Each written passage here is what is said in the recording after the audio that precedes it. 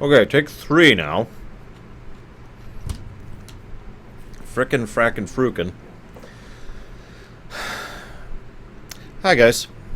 So, to start this again here, in case you're wondering what the heck why it's still doing it. I've got to be missing a setting. So I found a way to change OBS up to record in extremely high quality for certain things, reviews on the run, which I've been doing lately. And I thought I had changed it back down to normal quality for the stream. Maybe I have. Maybe I finally fixed it. I don't know. We'll figure that out eventually. Anyways, moving along. So, this is a game that has been requested of me to stream by several people for an exploration. It's one I myself showed some interest in when it came out during E3. It's one that, I mean, it looks kind of like another Hearthstone, except with more story, and, I mean, honestly, that's something Hearthstone could probably use in my honest and blunt opinion. So, we'll go ahead and poke at this and see what we got for this. Fan's on, it's billion degrees, probably another month or so of the fan being on to live with it at the end. Now, I know what some of you are going to say. You're going to say, Arsh, or Lore. I prefer Lore. Why are you not streaming Mafia 3? To which I say $60. I'm not made of money. I just had to spend money on the car, and I don't get review copies, and I don't make that much money. So, anyways, so what do we got here?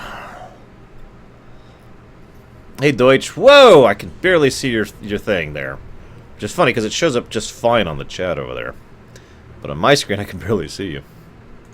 So, as a Dark Elf, you more quickly collect cards. As a High Elf, you more quickly collect spell-related cards. As an Imperial, you more quickly collect cards that build large armies. As a Khajiit, you more quickly collect cards that reward you for nimbly attacking your enemy. As a Nord, you more quickly collect cards rewarding you relentlessly attacking your foes. As an Orc, you more quickly gain cards that make you go Wog! As a Regard, you more quickly collect weapon-related cards. As a Wood Elf, cards that prey on weak foes. And an Argonian, which is what we're going to be picking anyways, because it's an Argonian. But you'll more quickly collect cards that reward you for playing a long game, which is funny, because that is actually my preferred playstyle when it comes to card games in general. I don't like rush decks. Personal preference. So, Color Splash. Yeah, actually, Color Splash is right over there on my bed. I actually was going to be playing it instead of this, if this was having issues, which it was, actually.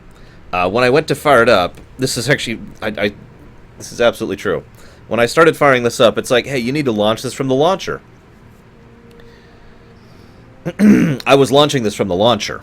Bethesda has a launcher now, you know, a Steam-style launcher.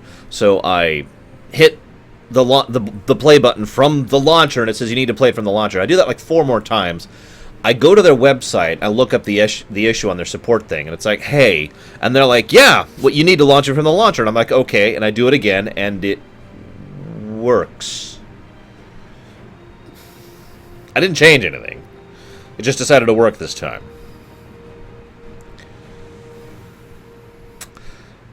Anywho, moving on. Hi, Titans, by the way. Haven't seen you in forever. Okay, so what do we got? We could be a rogue, a mage, or a warrior. Well, this is an Elder Scrolls game, so we gotta be a mage.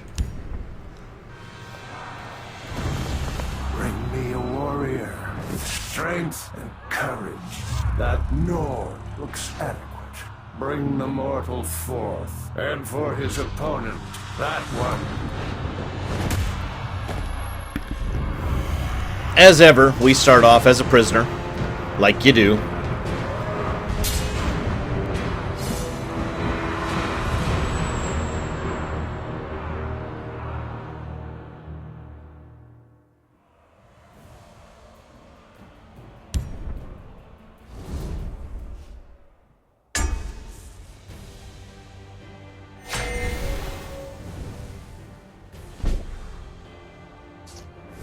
Why do I have a feeling they're going to kill us either way?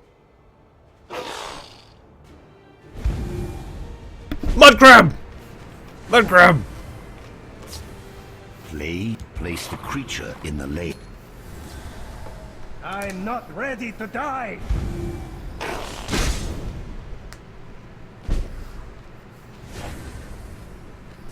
Attack one of their creatures. Don't worry, I've got this. When creatures battle.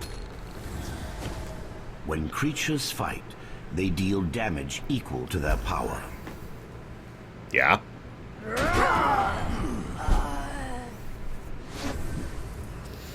Well, so far it's playing like every other card game that exists. I'll see if there's any Your variances. opponent's health to 0 to win. I've played a lot of these kind of games, so I'm actually going to be curious what they vary up things. Any mead in the blood? Not that I'm aware, Grey Wolf.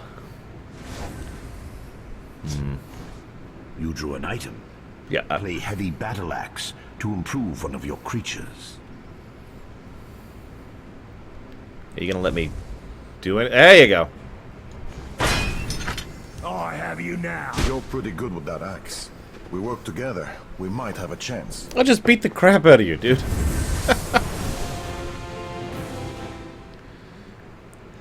People die when they're killed.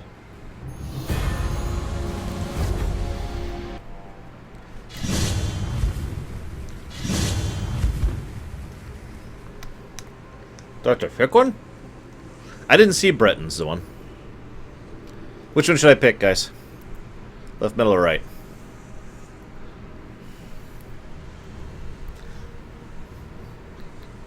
So on the one hand, the fact that there's actually a You're Stupid tutorial is something that admittedly gets on my nerves nowadays. On the other hand, as you saw, I pretty much just raced right through it. As you level up, you'll be able to upgrade the starter cards in your collection. Okay.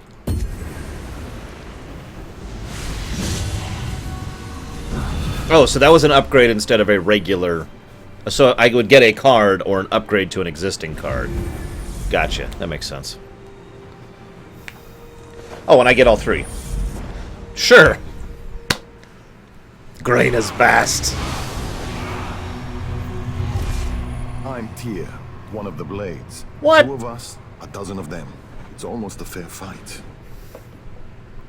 So we're an Argonian, who's a prisoner, fighting alongside a Blade. I didn't quite catch it if this is the second Aldmeri Dominion or the first Aldmeri Dominion, or the third. There's actually 3, but... This is a free game, yes. Most games have 2 lanes. Creatures can only attack enemy creatures in the same lane. Okay. Choose a lane for your scuttler. Okay, that's new. The lanes thing. I believe I just answered you the one by saying I have no idea. When you deploy orc clans. Yeah, that's great. That's great. Take on my clan, you take on me. Now,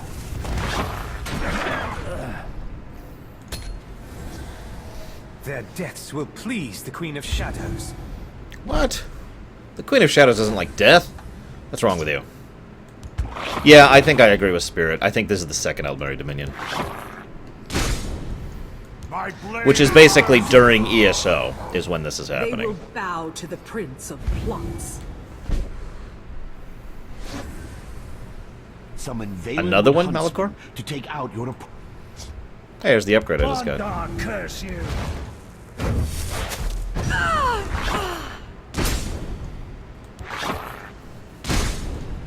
The interface is pretty good so far. I'll grind their bones.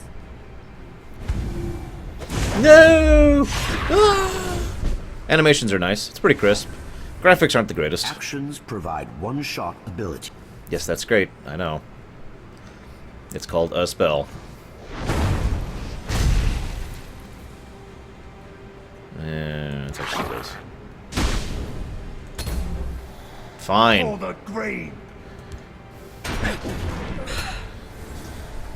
Their blood will please Boethia. Yes, I will be streaming this weekend, Jay. Sorry. Your opponent is near defeat. Never escape. Reeve will destroy you. Nah. Hi, Seldir.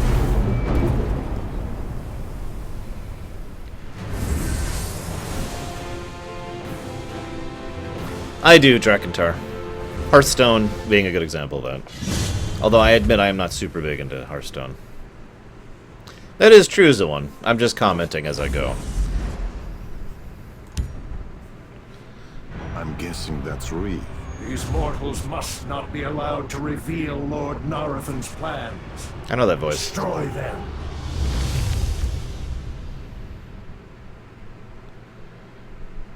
Okay. I can do this. Also, mortals, take a drink. Whoa, he's got a lot of health. But then, so do I. Oh, We'll use Magicka to play your cards. yep, that's what I've been doing this whole time. Thank you for being aware of that.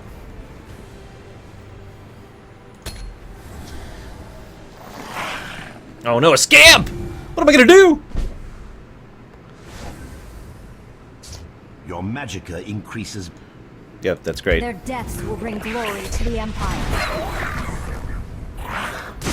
There should be Corellis if there isn't. That would probably be why, Spirit.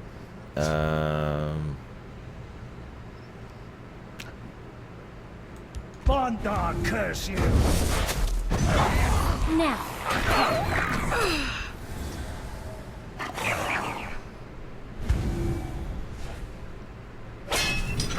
Oh no. Two wouldn't be enough for that. Yeah. Awaiting your command. For the grave! Tell me your injuries.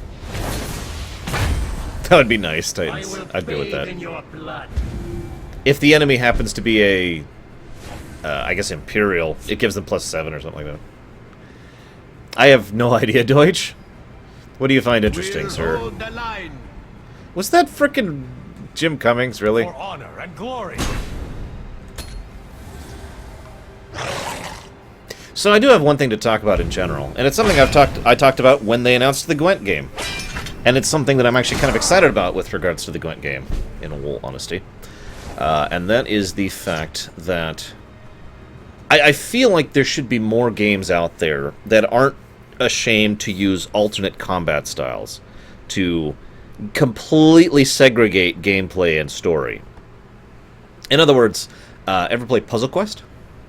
In Puzzle Quest, you run around and you actually fight monsters, and then so in lore, what's happening is you're like, but in gameplay, what you're doing is you're playing a puzzle game, and you're playing a puzzle game against them. And I like that total segregation.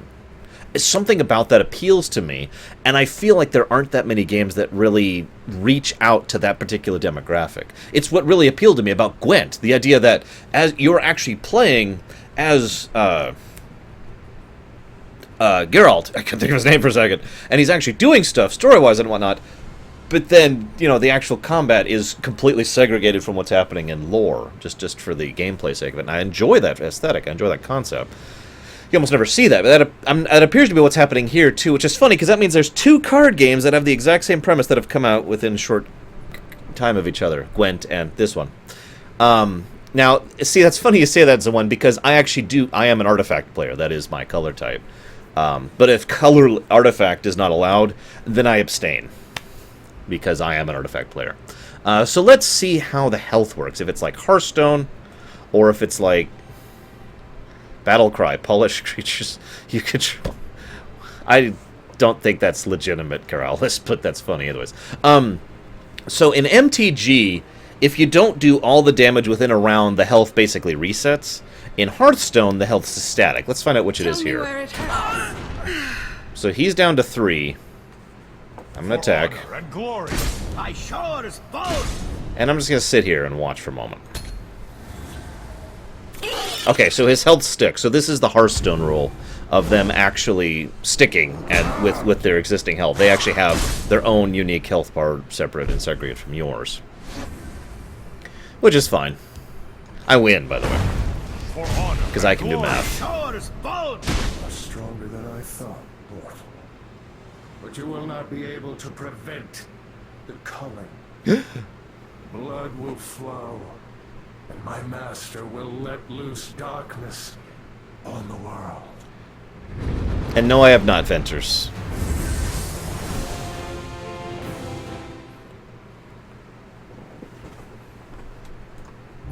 Hey, Chatter. Ding, again.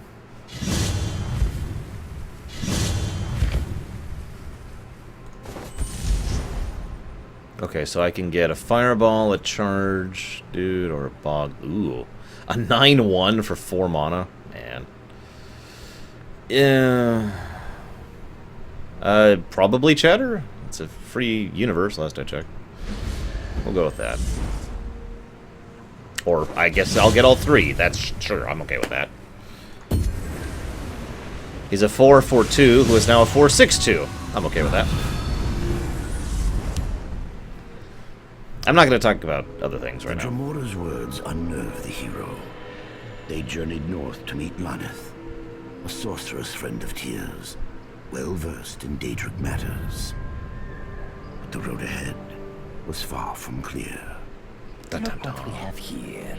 Standard fee. Hand over your coin or you die. This is our road.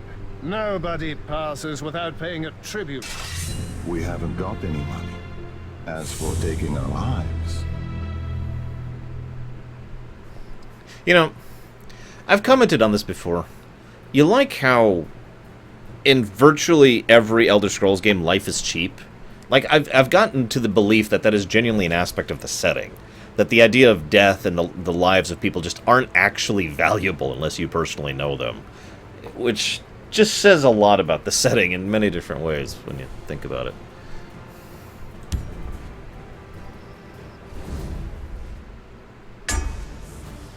Lore Runner, the forgotten hero. So true. For every 5 health you will lose a rune and draw a card. Yeah, okay. That's cool. Everyone pays a toll. Oh, thank God. Your coin or your life. The power of the Hist fills me. We're outnumbered. Let's take some of them out before they overwhelm us. Wow, Chatter. And yes, I do have Frozen of Cools. A Skingrod patroller. Careful, she's a vampire.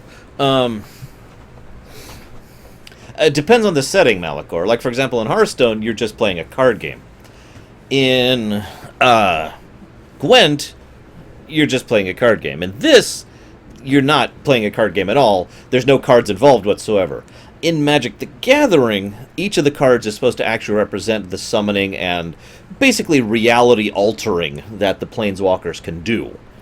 So, it's more representative of the summoning concept in MTG. But I think MTG is the only one where the card game thing is supposed to be representative of something direct like that. In this case, what's happening is we're fighting bandits. You know. It's okay, we're a mage, we got this. So what was I doing? No, it's pointless. That's not, though. In the name of the Jarl. Tell me your injuries.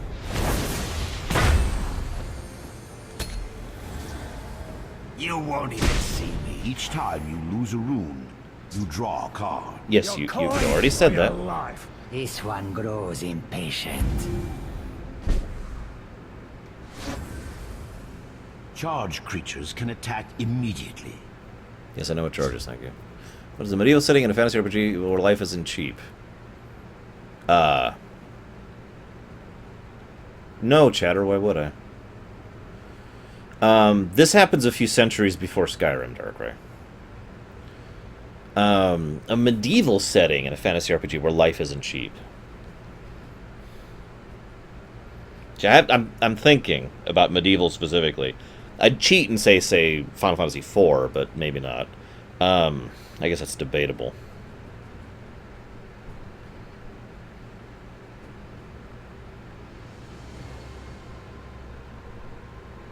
I'm actually having trouble thinking of other medieval RPGs. Help me out here. Okay, so I need... What do I want to do? It shall be so. This is, I'm pretty sure this is back during ESO, which is quite a while before any of the Elder Scrolls games that actually matter. Yeah, you heard me.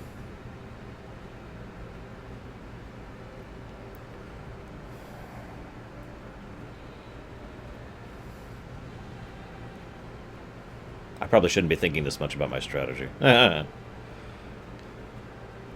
Whatever. I need to get rid of him. Gore and glory! Tell me where it hurts. It is Cassius! Everyone pays a toll.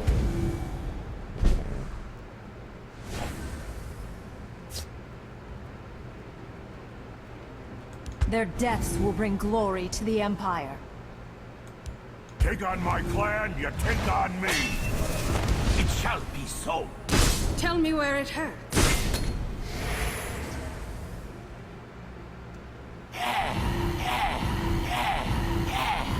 Oh, jeez. Okay, this is getting a little painful.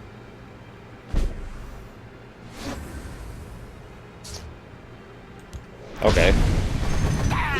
I'll accept that.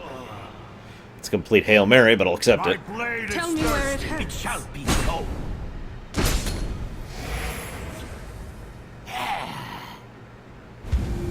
Take the coin and run. Yeah! Yeah! I love it. Hey guys. Ah! I'll man the wall.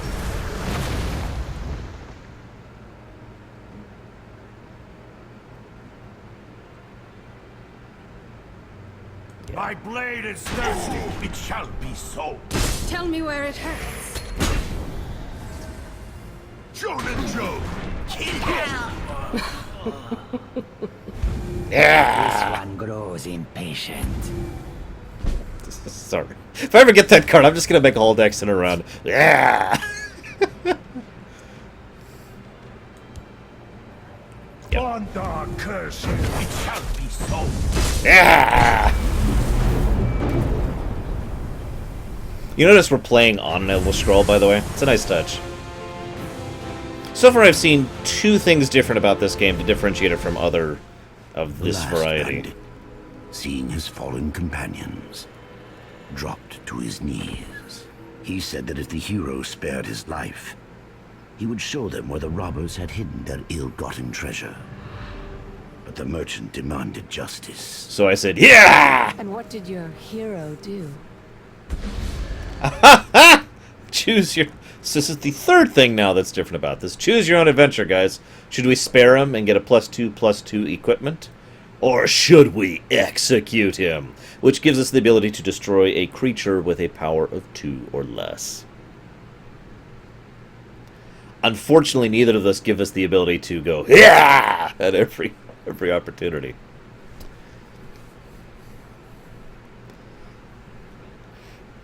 So far we've got the upgrading mechanic, this, and the 2 lanes things. Those are the 3 things. You know what? I just realized if I ever let you guys choose things, we always do the evil thing, so we're going to go ahead and be good.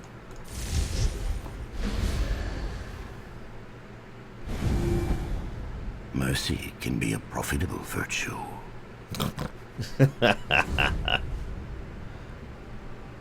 Kinda does, Lurker. Oh, we got something. A Legion Shield and a Kvatch Soldier. Oh, those guys are worthless. All they do is get in my way all the time. And yell at me when I attack them by accident. Dominion guards. Halt! We're looking for a rogue blade who matches your description. There must be some misunderstanding. What kind of misunderstanding? The kind where you thought we'd come quietly. Okay, that's an amusing line, I have to admit. Your opponent begins this battle with an Altmer Protector in each lane. Oh no! Scenario stuff. Yeah, I'm intrigued.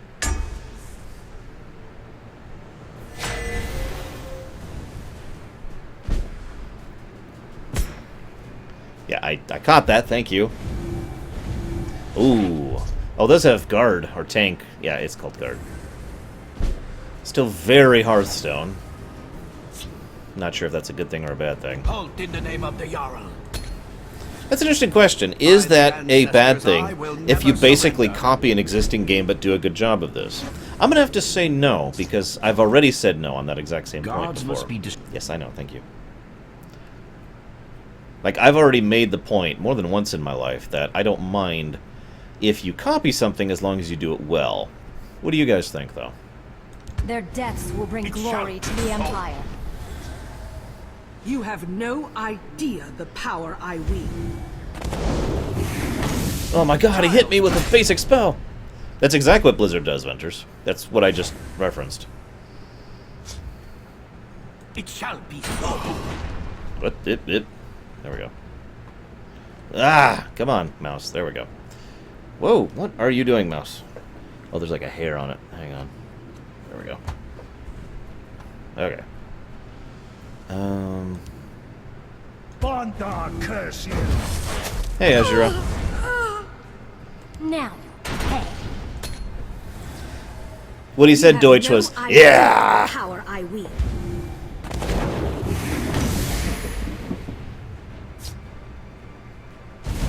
Unacceptably longest install I've ever had to deal with? Tor. 3 days! It's not an exaggeration. Anyone remember when Tor first came out and its installer was one of the buggiest, most poorly optimized pieces of crap that's ever been coded in the history of ever? Because I do. I installed it multiple times because I was installing it on multiple machines. I had an OC12 to download it from. It still took days.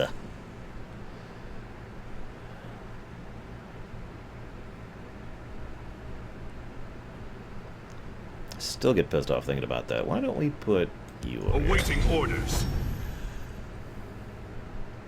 Take on my clan, you take on me. It shall be so. For the grave. No. Oh. Child's play. Lies of Lorkin. Now, of course, it hasn't been that bad since then. But, you On know. your guard. Damn it. Freaking Altmer.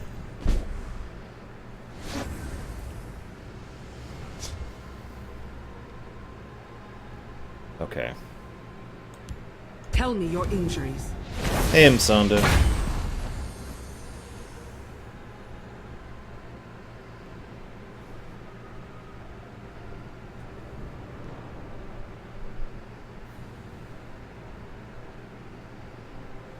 For the grave. Okay. I can fix that. For the grave. My blade is fully here and It obey. shall be so. Awaiting your command. Hey, crazy. You have no idea the power I wield. I actually have the weirdest desire lately to Their time replay the grows Agent short. storyline. And the only thing that stopped me was I'd have to play Tor again. I know, I'm horrible.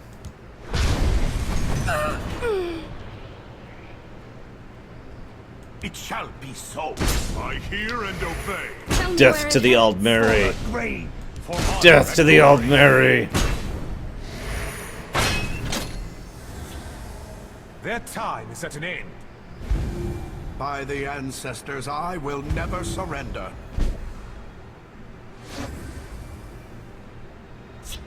For the grave.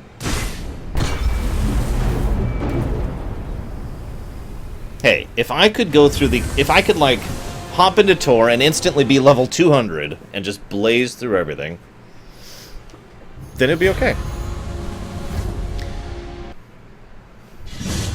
If I just could one-shot everything, then it'd be okay. Willpower! I got a Broom of Profiteer. And I upgrade my Hive Walker. Oh, so I could choose a Defender, which has God, or a Hive Warrior, which has Breakthrough, which is Trample, for those of you who've played MTG.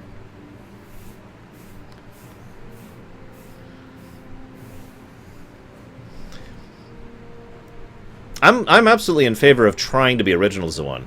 I just don't think that just because something is taking another idea and doing a good example of it automatically makes it bad, like some people I could mention. I have no idea, Chatter. January is off the calendar, apparently, because I apparently counted wrong. So, whenever I'm done with Babylon 5 and Voyager, that's when I will be doing DS9 and TNG. I'm not doing else. So yeah, I'll go. Trample's not that useful, in my opinion. Not unless you got a big old green buff deck. I suppose if I absolutely had to pick a color that is an artifact, I would pick white. So there you go. I picked white. They chose to avoid the roads. But of course, the wilderness has its own dangers. Dun dun dun. Like a wolf!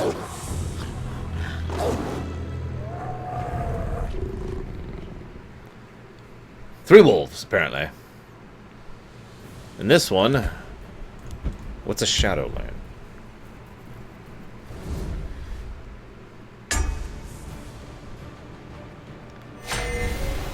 Least favorite race in what? Everything? Ever? You can't oh, God. Okay. Keep your guard up, or these wolves will tear us apart from the shadows. Oh, and Elder Scrolls. Least favorite race.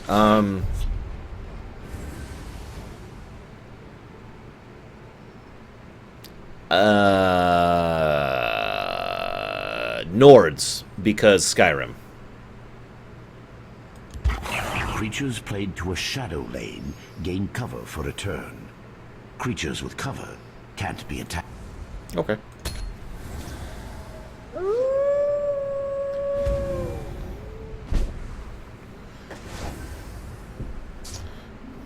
Their deaths will bring glory to the Empire.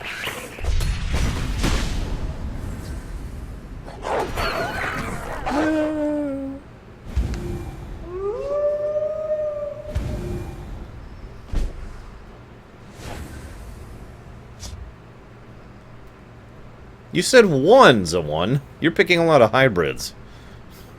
Halt in the name of the Yara. Now, hey. I noticed we're already above the 20 health mark, by the way.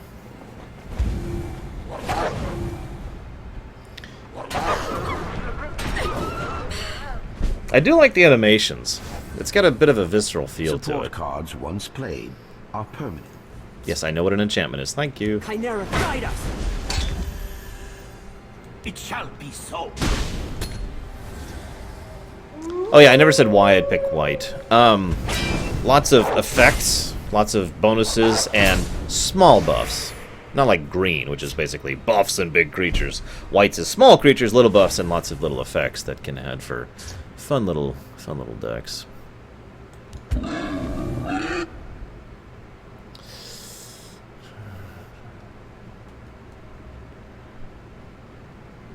It shall be so. I don't see any incongruence there, Spirit.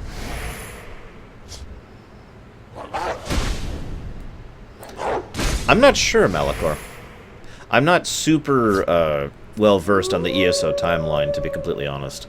It's a timeline that hasn't really been touched all that much until ESO itself, and I haven't really gotten into ESO because I didn't like ESO. Okay, this is what we call a swarming tactic. What you're seeing happening right here. I may actually be about to lose. 4, 5, 6. Fortunately, I can do what I want to do. Which is that. 5, 6, 7. That's not going to work. Alright, time to do some trading. It shall be so.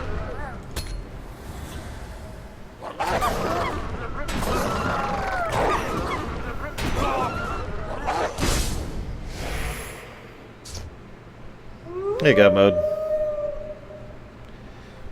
Sure, Bzoan. Why not? Like you said, I can't pick the only thing I actually ever enjoyed in MTG, which is Artifact. Seriously, 100% of my decks were Artifact decks. This is not an exaggeration. All of them.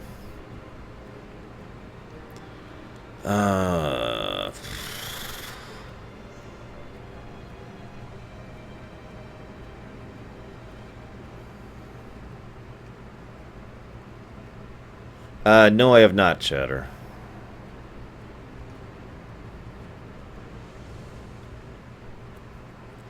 6. Tell me your injuries.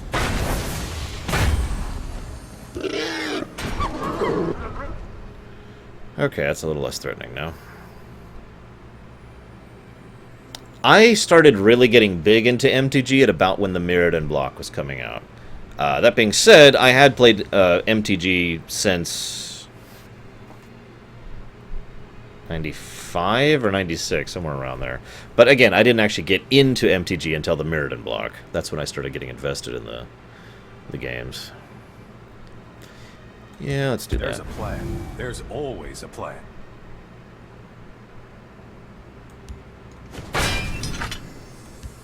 Bondar, curse you! Favorite hybrid? Artifact and green. Because green is a mana generator from hell, if done properly. Ah, perfect.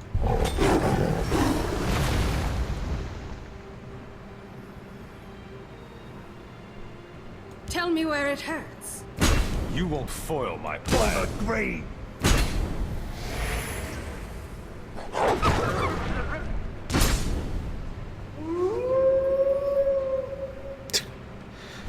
This wolf swarming, I swear. Of course, the problem with swarming is once the initial swarm is broken, it's very hard to build back up. It's basically a burst spec, effectively. In MMO terms. Let's see how many I can put into one lane. Oh, okay. 4 cards to a lane. That's good to know. I'm ready for anything. And I win. Tell me where it hurts. Oh, no I don't. Foil. Well, yeah, I do. I was right. I counted right. Hey, Gnarlix.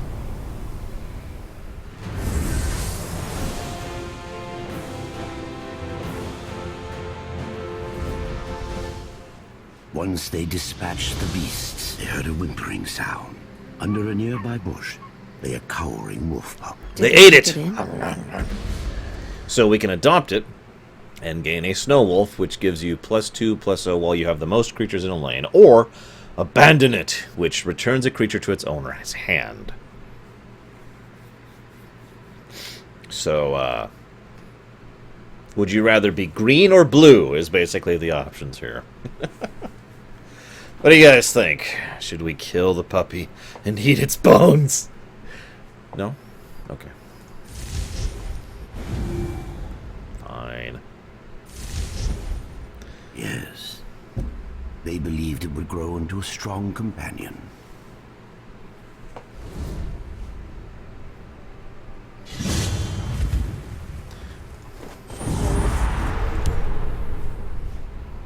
We've made it. That's Laneth's house, and it's crawling with cultists. Laneth must be in trouble. Come on! Brains. Brains. Oh, right, sorry. Oh, I forgot to look at the info. Oh, whatever. Daedric cultists. How generic. They dart towards me. You're too late. By now the sorceress is leagues from here. By the Queen of Shadows. By the Queen of Shadows. They will bow to the Prince of Plots. Okay, this is a little threatening. Oh, I literally only have one choice here. Spaghetti. There should be a series of zombies that just shout spaghetti sometime. By the Queen of Shadows. Foolish mortal. By the Queen of Shadows. Yeah.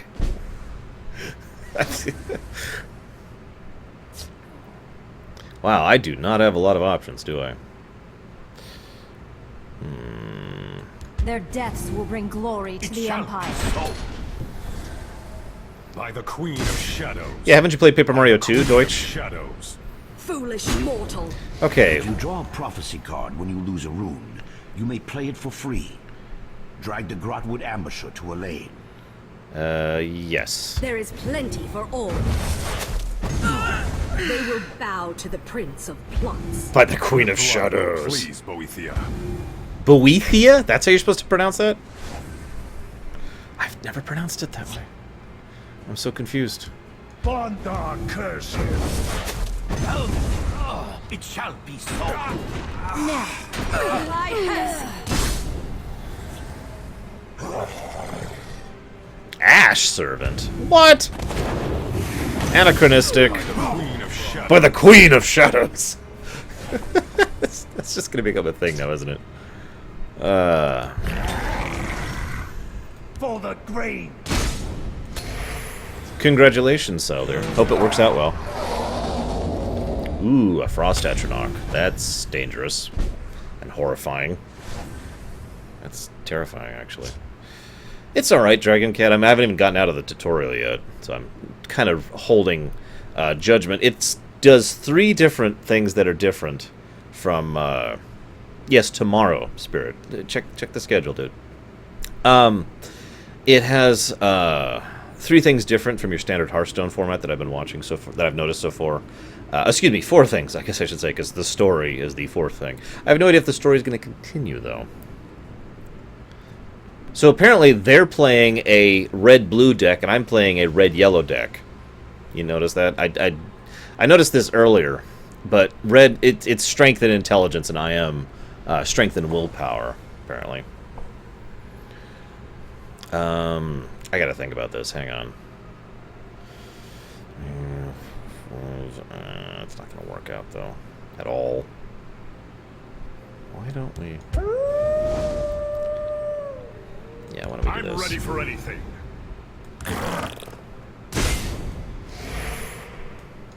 Come on.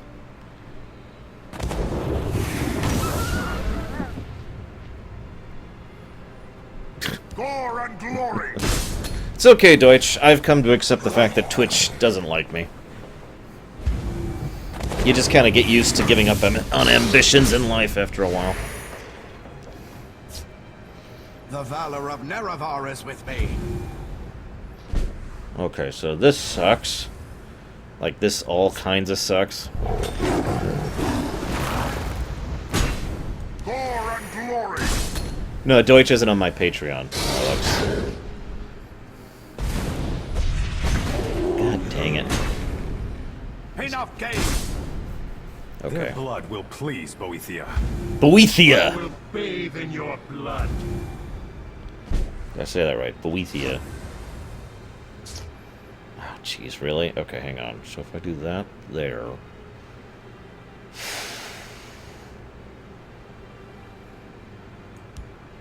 Bondar curse you! 5.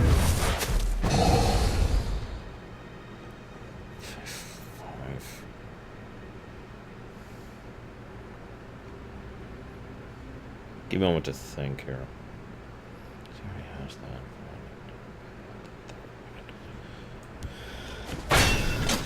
Awaiting orders. Gore and glory! I feel I have to do a lot of math in my head when I play games like this. The valor of Nerevar is with me. Seriously, what's with all the Jim Cummings? Please Boethia. Boethia! I can't get over that. Lord knows I've been there, Deutsch. More than once. There's a plan. There's always Chimera, a plan. guide us! Alright. 5, 6, 7. Nope, not this turn.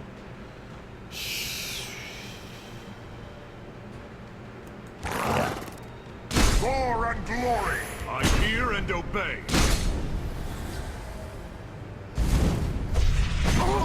Enough games. By the Queen of Shadows. By the Queen of Nerevar Shadows. is with me.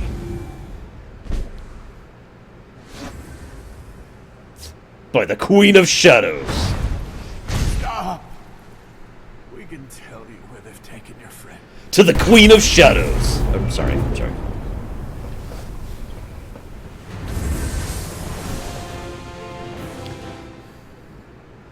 You know, I'm so far behind on terminology that I still look at the term aggro and think, what does that mean when it comes to these style of card games? I don't even remember what this genre of card game is called. Oh, I got gold. And some gems, that's nice. I can update the Drug into...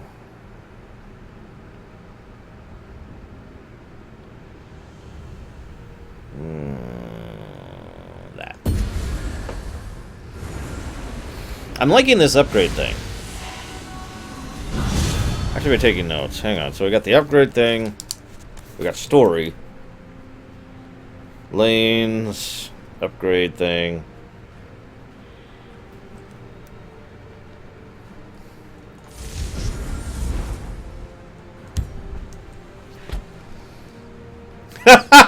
What's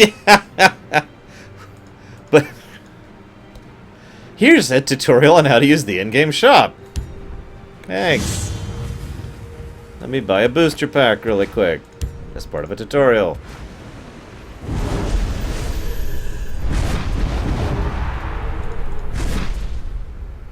Okay, that's great. The cultists kidnapped the sorceress Laneth and had taken her north. They would use her to help them bring about a dread prophecy known as the Culling. I don't like it any more than you do. But we need a ship to chase the cultists, and we don't have any coin. Besides, this ship belongs to smugglers, and I have it on good authority that... Intruders! That they're not here tonight. Good, good information there, buddy. Good intel. Let's add new cards to your deck. Okay. In the deck builder, Ah! the deck you're editing is on the right edge of the screen. The cards in your collection are to the left. Yeah. Select a card, or drag it. Now remove a different card by selecting it, or decks may range from 50 to 70 cards. You can keep adding or removing cards until yours is just how you want it. Okay.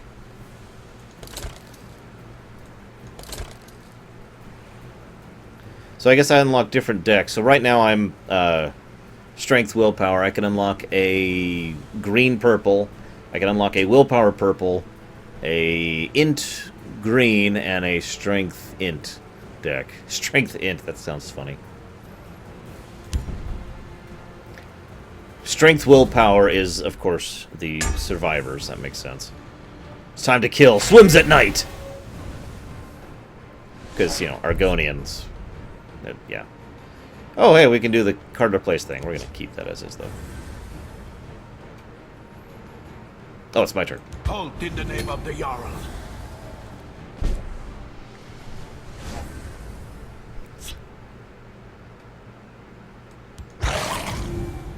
It shall be so.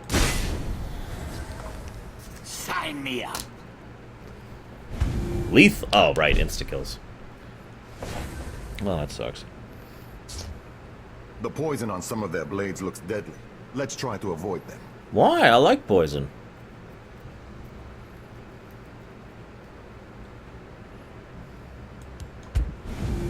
Their defenses will crumble.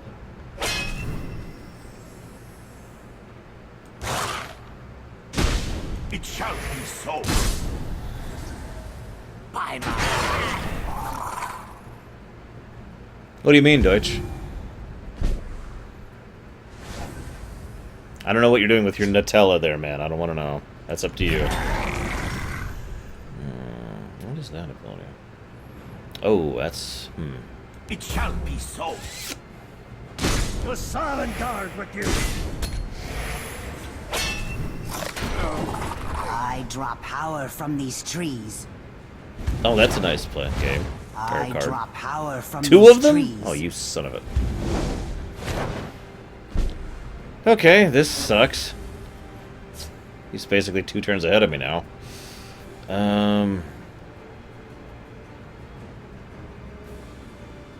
Bondar, curse you. You know, I've been told before that I need to do more commentary when I play games like this. Like this and 4X games, I've been told in both cases I need to do commentary so I can actually explain what's going on. I don't know how to do that, though. The waters of life. Like, I legitimately don't know how to explain what's going on. It's just so automatic that I'm running on autopilot. Sign me up. Yeah, oh, green is apparently agility, and purple is endurance. So there you go, he's an agility endurance player. Okay, that sucks. Okay, let's do that. Oh, I really don't want to deal with that. Let's just do that. There.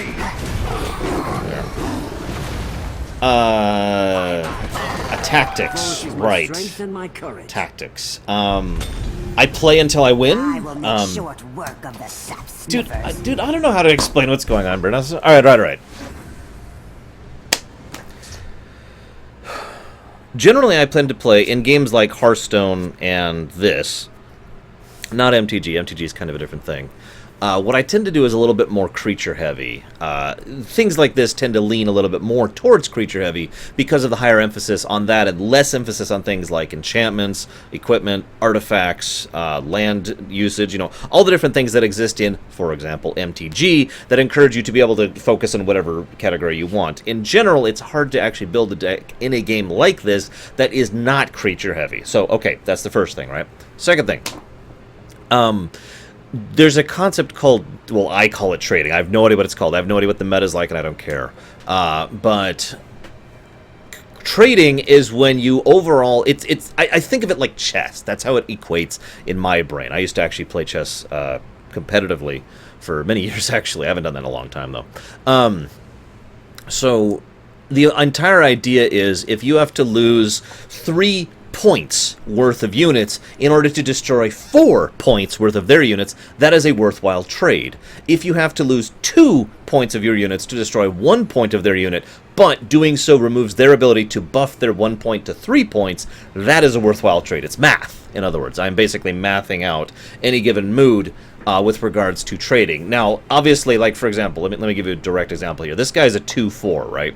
This is a 3-1. Now, my 3-1 is basically not worth that much to me on the face of her, except for the fact that he's low on health. There's all different factors that come into this. So, for example, right now what I would actually like to do is rush, and I have the ability to do this. I will win this turn, because I have a guy who can charge, and I can do 3 That's 5 damage, boom, he's dead, the end. I'm not going to do that yet, because I want to explain. Because if I didn't have this guy, I would be looking at this card very carefully and trying to figure out if I had another way to get rid of that card, because the fact that he's a 2-4 with lethal makes him worth many more points than other cards would be, because it's going to be harder to actually kill him with his 4 health, and the fact that he kills anything that hits him. So I would have to lose a high-value card, you know, in other words, one that costs a lot of mana in order to get it out, just to be able to take care of this thing because it happens to have the lethal status effect.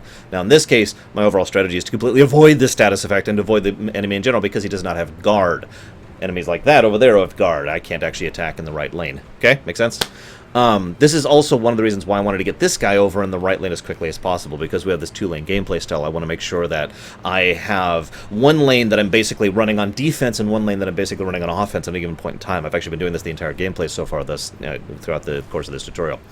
So you notice that he actually has been matching me, and this is what the AI has been doing in general. If I actually try to build up on one particular lane, the enemy will try to build up on the same lane. Now, I've been doing that on purpose to bait them over to the right side, which is generally what I'm doing with the defensive side, so that they're all building up on there, and there's usually a token force on the left. So I usually put my I leave the left open, and I leave my options open in my hand, so that when I have the mana to play the cards necessary, quick cards, like a charge card, like a cast, like a buff, I save those so that I can actually do what is effectively burst. Burst, in this case, being referred to as something that I can't just play a unit and he'll hit for 2 every turn, but I can play one card this one turn and can hit for 4. Make sense? So in this case, for example, this charge guy is an example of burst. If I had an equipment, it would be an example of burst. If I had an enchantment, it would be an example of burst. If I had another card that buffed another card, which I don't have handy, that would be an example of burst. So on my left side, the offensive side, I'm completely towards burst gameplay. With the right side, I'm going completely towards just trying to lock them down and prevent them from being able to do anything. A lot of this is just math I'm doing on the fly on the top of my head. You'll notice I'm playing very quickly, too. That's generally my overall style. I feel like as long as I keep the tempo and beat of how I'm playing, it enables me to more quickly see what they're doing and see, okay, well, if I do this and this, and if I move this over here, that, blah, blah, blah. It is also worthy of note that in every single one of these missions so far, even though the AI has been kind of lackluster, and I'm hoping that's just the tutorial, they have had conditions or effects that have made them stronger than us in some way. The usual standard tactic of making sure that the PC AI is actually cheating in order to make it more difficult, or rather to make it as difficult as an actual thinking human being. Make sense? I don't know what else to say, so we're going to win the match real quick. War and glory! Now, hey. Who sent you? You don't look like Hey! What's going on up there? Dominion guards. Frickin' Aldmeri.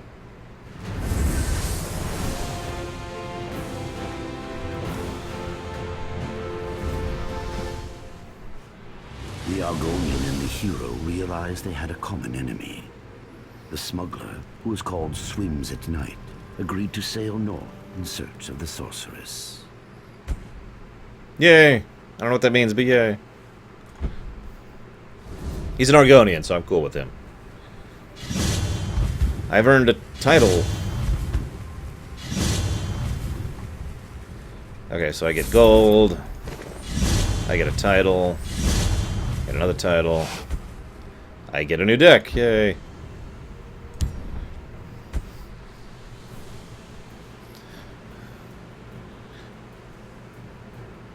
Win 3 games with an agile deck to get 40 gold. Okay, quests. I'm with it. I love a good storm.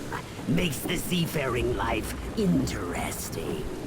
How about pirates? No, they're right bastards. Treat an honest smuggler like a common merchant. There's no honor among scoundrels.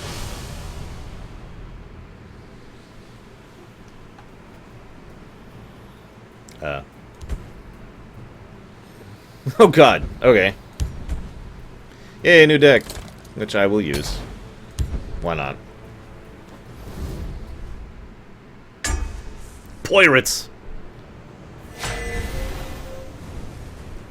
Or pirates. When you go second, you start the game with a bonus Elixir of Magicka.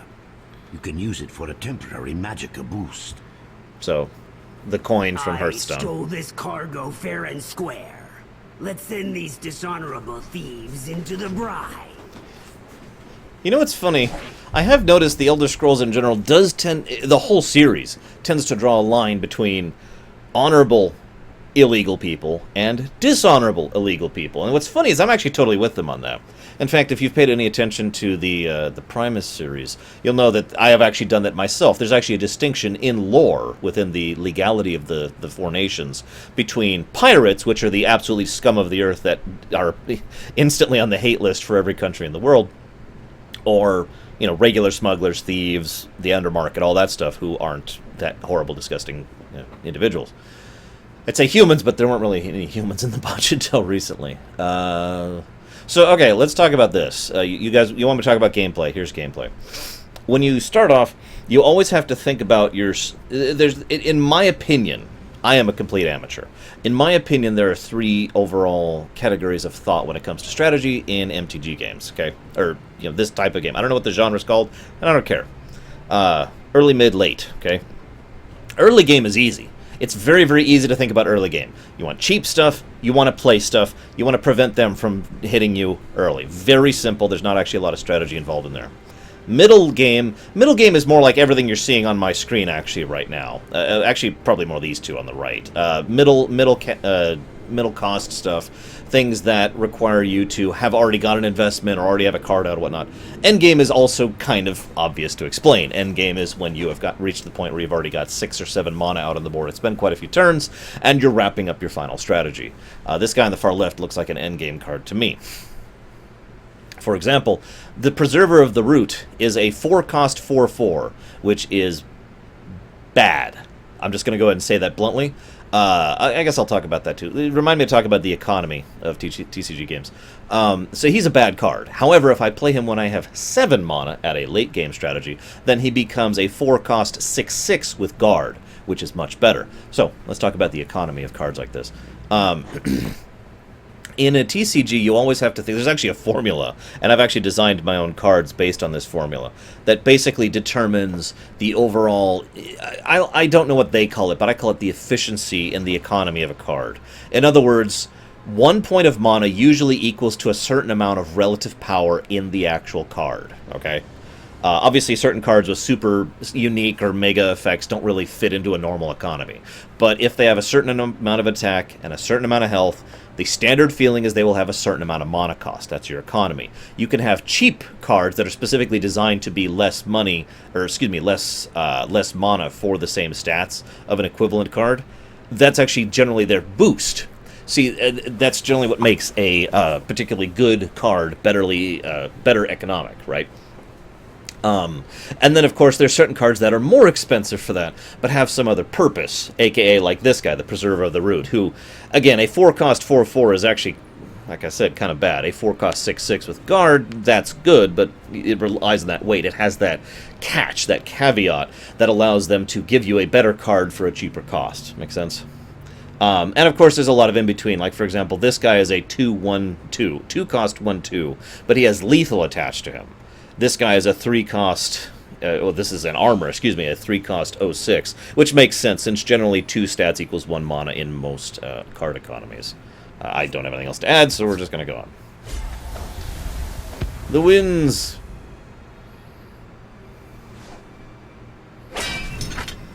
Look alive, men, or this storm will toss you about!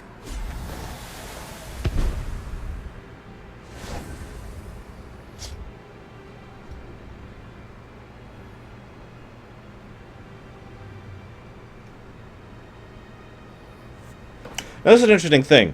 So you see this ability, it's the coin. It's something that Hearthstone kind of, well, at least to my knowledge, Hearthstone introduced. The idea is you get the ability to just kind of get another mana once. That's it, ever. You just, you get 1 additional mana. For 0 cost, of course. It's, at least in Hearthstone, I usually treat that as a way to get higher cost cards earlier. It is also a way to get cheaper cost cards out quicker. Both are valid strategies. In this case, I could be tempted to go ahead and use the elixir on turn 6, which will give me 7 mana, and able to toss out the Preserver of the Root. However, look at the rating on the card. It actually says +2 to blah, blah, blah, blah, blah, while 7 or more max mana. So it is actually impossible to play that early and still get the benefit from it. I have to wait until turn 7 in order to play it, period. They've actually worded it specifically to prevent that. Trust me, from long experience, there are huge discussions and arguments about the specific wording of cards and their effects, and the stack. How many of you know what I mean when I say the stack in MTG, and how ludicrous stack arguments can get? Moving on. So I'm actually not going to do it this turn. I'm going to chill for a minute. The winds favor us. Die, scurvy dog!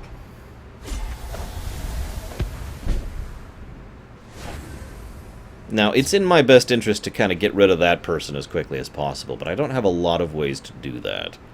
Now, again, I have this ability to skip ahead, so I could cast a 3-cast right now. And this is a Tree Binder, someone who will actually give me +1 max mana.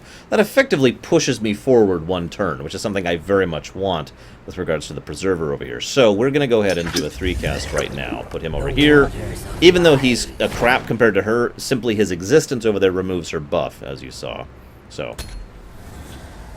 Die, scurvy dog! And we just traded. I basically just got the full benefit of that card, my increase to max mana, and a 1/1, and he lost a 3/1 or whatever it was. So that was a huge increase. That was a trade up in my case.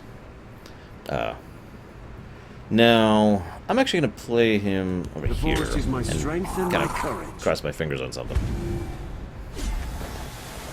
Okay, I was expecting to be tossed over as well. I apparently don't know how that works. Okay, so let me think.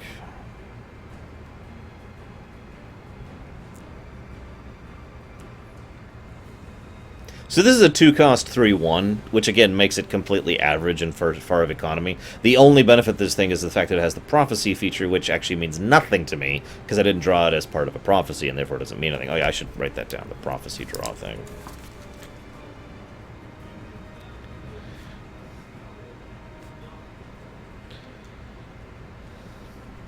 Is this helping, Deutsch? So I have a choice. I can lean into the left thing to try and counter the fact that they have cards over there, or I could completely ignore the left thing and go just straight into the right. Keeping in mind the winds are just going to randomly switch cards back and forth, so I don't actually have any real control over that. I also have nothing with charge, which is actually bad. I would actually very much like to have something with charge, because that guy right there gets stronger at the start of the turn, and it looks like it's a stacking effect, so he's just going to get stronger and stronger and stronger forever. So getting rid of him is a high priority quickly for me. So you notice he's a 3-cost 1/1, but that +2/+0, if you can properly guard him, is actually a very valuable ability. So we're going to go ahead and do this. Teach you to mess with me. And we'll see what happens here.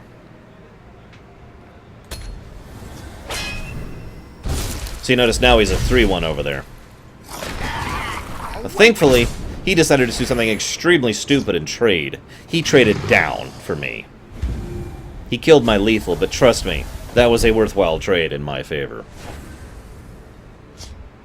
So this is an interesting card. A 7-cost 5/4, which is a little efficient in terms of card economy. But the most important part is, when it is summoned, in other words, when it goes out, gives all enemy creatures in this lane -1, -1. That's not stacking, that doesn't go in, it's just when it goes out, they get -1, -1. If this works like MTG, that means when I toss that out, it will actually kill something with 1 health, because it removes its 1 health down to 0. I don't know if that's true or not, I'll try to test that. I can't do that yet, though. For now, what I can do is debate something. Yeah, we'll do a Hist Mage. Hey, Benoff. Okay, so we've got a 3-1, a 3-1, and a 3-3. My 3-3 is a guard, my 3-1 is nothing. This is an obvious trade situation. I would much rather kill off my 3-1 to kill his 3-1, or instead of losing my Garter. However, it is also worth noting that one thing I could do is try to attack with this guy here, so I could get 6 damage in this turn instead of 3. However, the catch with that is I am almost guaranteed to lose this guy right here when he counterattacks, because he's going to go after my more valued card. So I get more damage in exchange for losing better cards. Okay, that's the trade. Now, there's also a niggle in this particular match because of the wind thing, so I have no idea where he's going to be or where he's going to be next turn, so that might not even be valid. Nevertheless, I'd rather... my overall playstyle is to control the field rather than just kind of risk hoping for RNG. I know that's actually kind of something that is very predictable and therefore not actually good in competitive play. I understand that, I acknowledge that, but I prefer a controlled battlefield. So, we're going to do that instead. And, teach you that. to mess with me.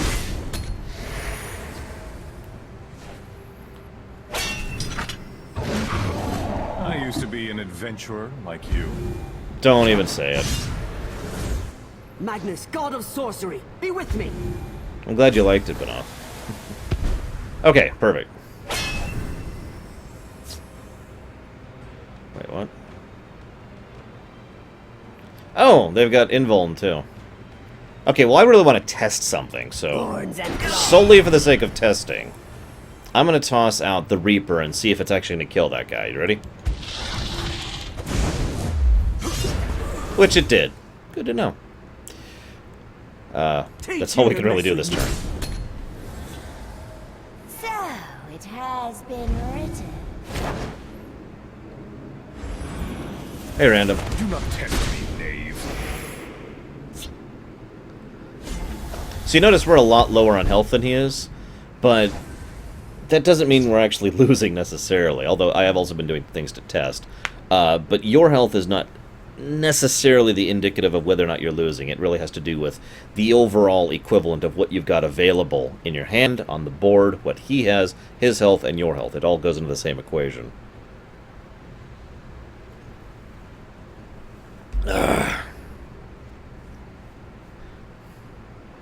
Okay, so now I can do a 7-cost 8/8. This is a fairly mundane kind of card. This is in MTG. This is in Hearthstone. Almost everything has this. Basically, it's just a big card. Big cards like this usually only really have one purpose. Either because if you get them out, there's lots of ways to counter big cards. Their general purpose in being out is if you can get them out and hold them for a turn, that's the tricky part, then you can buff the crap out of them. I mean, green beatdown is a thing for a reason. Yes, I have, Spirit. I've also made the old Millstone deck, too. So I can actually think about what I'm doing now. I think we're going to finally go ahead and get this guy out. We have 8 mana. I would protect the Hist. So he has a 6/6 guard for 4 mana. Very, very efficient. And I got to think about what else I want to do. Now, this guy is Regenerate. This has a couple of different uses, depending on the game in particular. In this game, it means that their health goes back to full at the end of their turn. So in other words, basically it turns him into an MTG card rather than a Hearthstone card. The watch is mine. So we're going to put him over there. I also think that now is a good time to burn this and get my Slaughterfish out. I have guards in both lanes. My Slaughterfish has a high chance of actually getting the buff to go off a few turns and make him a powerhouse of doom, which is the entire point. And I'm also going to attack the enemy. Now, this Camelot hero guy here, he's got 1 health and 3 attack. This is a 3/3 guard. It's also not my only guard over there, so no longer super valuable. But, again, I'm once again in the situation where attacking him doesn't really give me any benefit. Let me give you the math here, okay? I'll try, Zoan, no promise. So if I attack with my 3/3, okay? Let's just run through scenarios. If I attack with my 3/3, I do 3 damage to him, and then he has the possibility next turn to attack me here, killing my guy, or not attacking me, giving me another 3 damage next turn, okay? If I attack his guy, I lose my guy, he loses his guy, he takes no damage. You see why I keep bringing up math. The idea here is I get an overall better mathematical benefit from attacking with this guy and allowing him to break himself on me, so I'll lose the unit either way, but in this way I get some damage before I lose the unit, as opposed to just flat out losing the unit at the front. Make sense? So I'm going to attack with him. You to mess with me. Now that's not necessarily the thing that's going to happen, but there you go. That's exactly what I predicted was going to happen. I used to be an adventurer. Notice I am still less health than him, but I am actually in a vastly better position as far as my overall playstyle. You know how I can tell that? Because I just won. He has no blockers whatsoever, so... By bark and...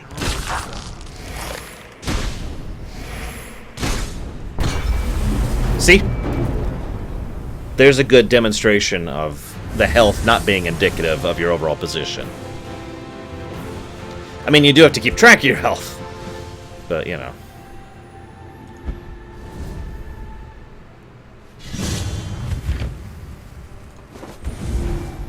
I got some endurance cards. Endurance with sheer size, that kind of... So I guess endurance is greenish. So... either endurance or strength is green. I'm not sure which.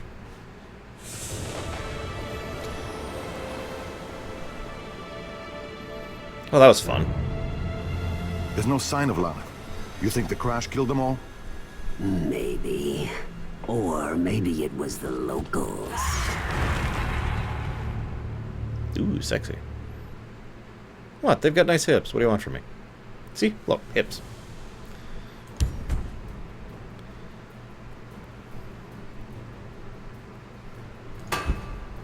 Just because I'm curious. To start, add a favorite card from your collection to your deck.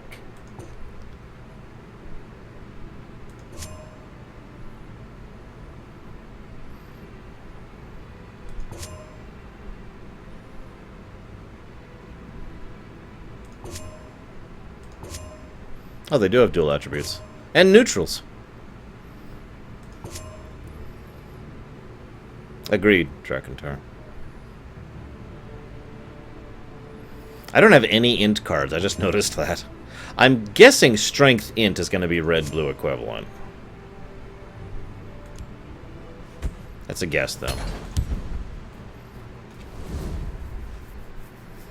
I also admit I like the pace of this. One of my biggest complaints about actual MTG is it actually takes a while to play. For matches that, on average, last about, what is it, 13 rounds, I think is the average max. Mud crab!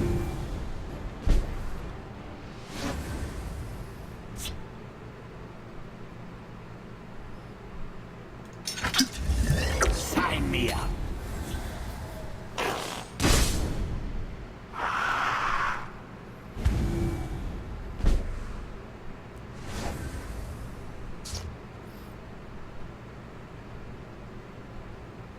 This is another good example of what I talked about earlier about a late game card. It's a 2-cost 2/2, but it's a 2-cost 4/4 if I happen to play it on turn 7 or later. I don't have any way to make that work, though.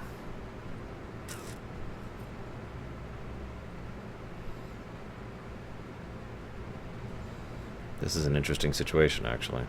Let me think about this. Yeah, exactly, Spirit. I've had really long MTG matches, and then there's the ones that just go bzz, done, and then it's like, ugh. And then it takes a while to, Okay, I actually have a really bad hand right now. I gotta think about this.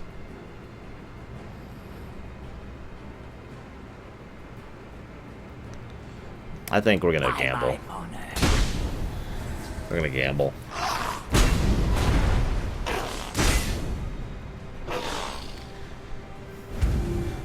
So now we have a choice. Go after the 2-1 or go after the 2-1. However, we're absolutely going after this guy because he's healing him.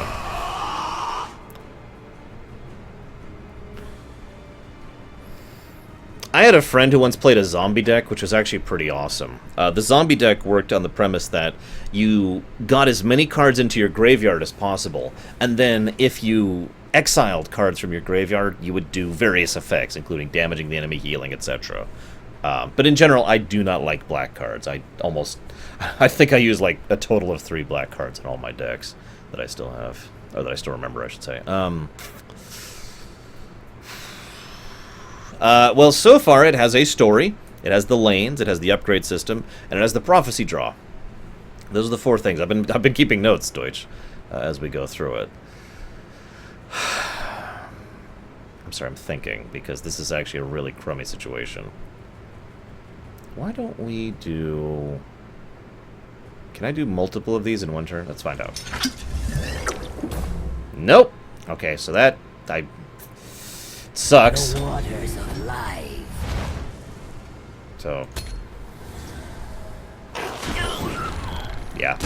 It's okay, he served his purpose. Yeah, I've seen that one, Spirit. At least I've seen one like that. Okay, so he just played a 4-cost 9-1. Now, if I had anything with charge or the ability to do damage instantly, I'd be fine. However, I don't. So that means that guy is very likely going to hit me, because I have no guard. I have no one who could do damage now. I have nothing whatsoever, basically. So he is going to hit me for 9, and there's nothing I can do about it. So, I'm going to ignore that and work on my next round strategy. So,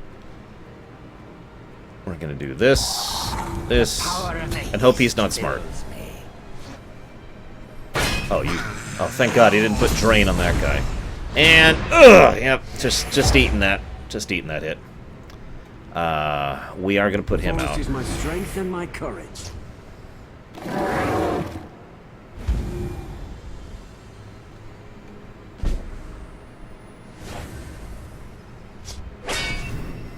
Okay, first thing. The watch is mine. Second thing. You won't even. Now, this is a unique situation because he's got Drain, okay? So, normally, as I described earlier, it would be better for me to get damage in and then let him kill me. But if he kills me, he heals for 3. And I think that's... I actually don't think I can avoid that anyway. So no matter what I do, he's going to heal me for 3, so never mind. Okay, let me think. I would like to make that last a little longer. So why don't we do this?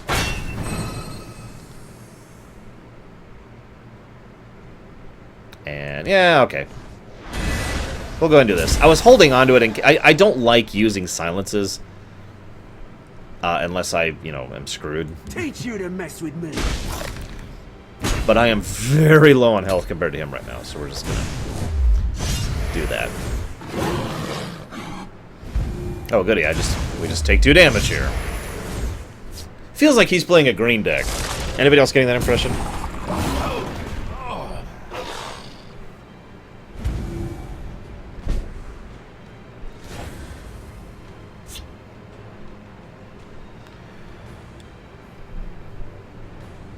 Blood on the waters.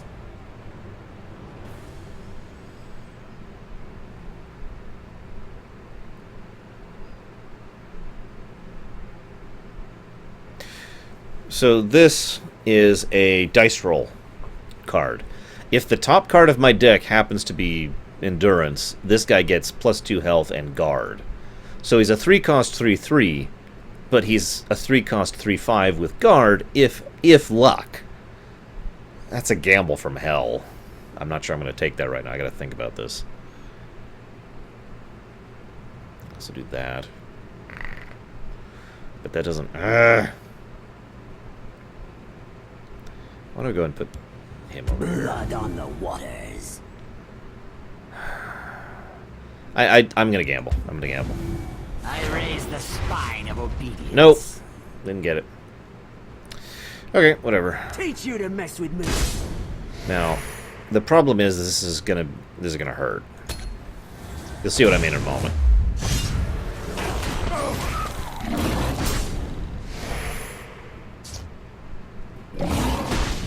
You'll notice I'm at 2 health. Okay. So now I got to be very careful because my health is a resource just as much as mana is in a game like this. That's what it's part of the equation, like I said earlier. So I got to think in terms of how much health I've got. I think this is mandatory. Any healing I can do at all at this point is simply very valuable. The good news is I can do that and that to completely wipe out the left side there.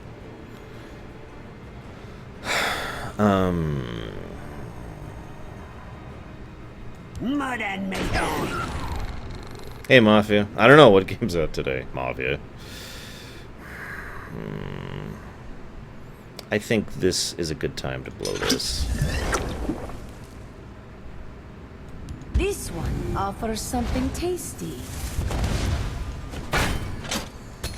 Oh, shoot, I meant to attack. Hate doing that. Oh, Christ. So now I'm effectively running the clock on this overall venture. This is actually pretty dangerous. I gotta think about this.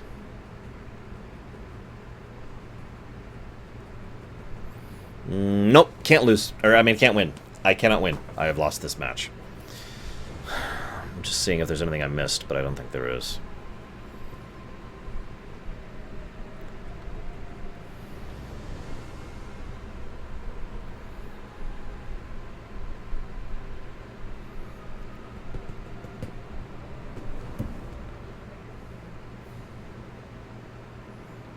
Oh, wait. There's one thing I could do. If he's smart, he can still bypass this. If he's smart, he can bypass that. I'm in full gamble mode here. Only. Teach you to mess with me. Mud and mayhem. See what happens. I think he's gonna win, though. Yep. And I lose. Yeah. Yeah, I saw that coming. I guess, of course I did. So the AI is slightly smart. That's actually good to know, believe it or not. So now it looks like we gotta just replay it.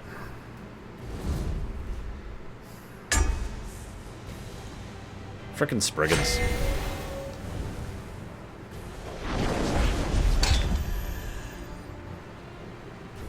Okay, so a 4-cost 4/2 is terrible. So we're gonna replace that. That's just a plain old bad card. Now I don't know how much card games follow this anymore, but back when I was really big into TCGs, there were 3 categories of cards. There were bad cards, normal cards, and really good cards. Sometimes these followed the line of common, uncommon, rare, but not always. And that card I just got rid of would have been one of those really bad cards. This all has to do with the economy I mentioned earlier. A really good card is a card that has plenty of effects for a good economy. It's in other words, cheaper than it should be. A bad card, conversely, would then be more expensive than it should be, or just doesn't have anything to make it worthwhile.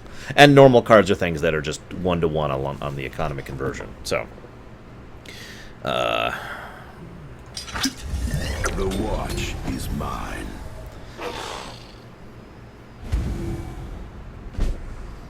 yes, Spriggans are always annoying. I agree, actually.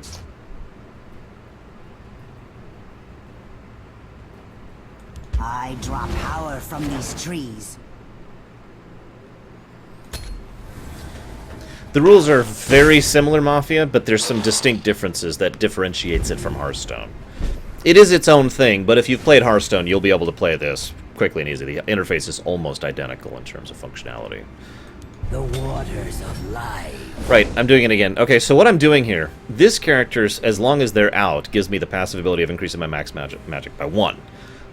So in other words, I have a vested interest in keeping that character alive. Doesn't have guard. This guy has guard.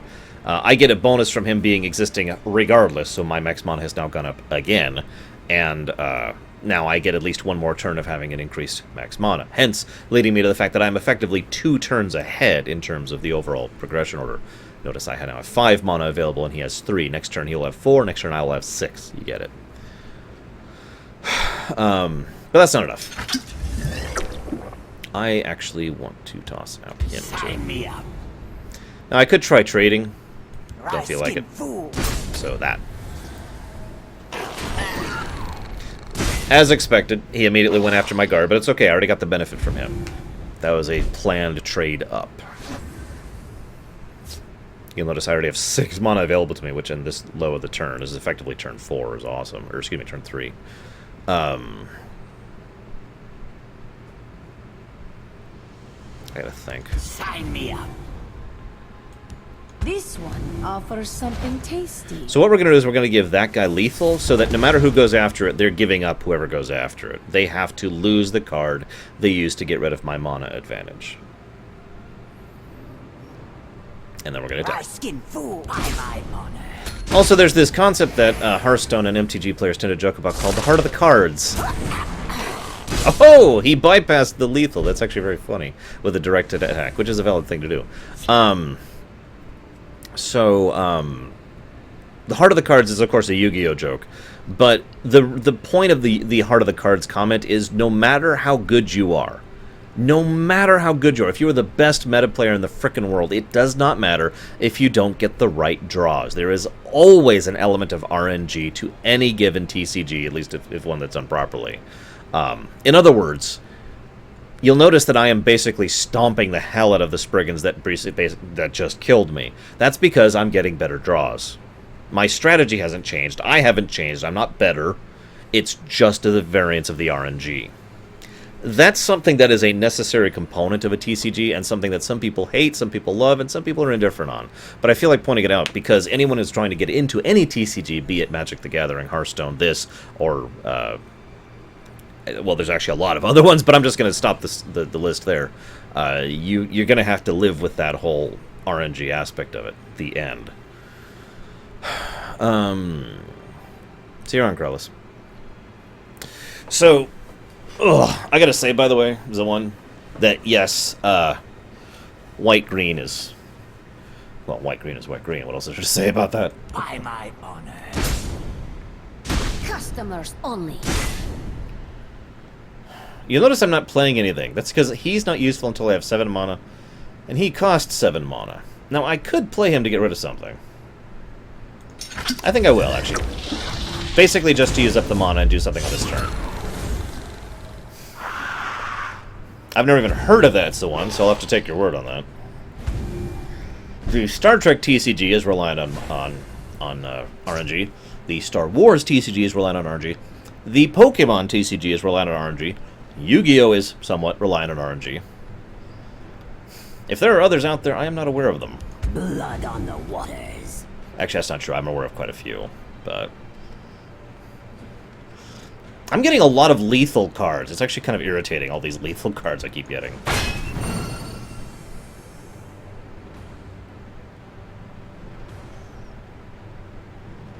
So I'm going to gamble. I'll see if this gamble pays off next round. Customers only. By my honor. Enraged Mudcrab. A 2-1.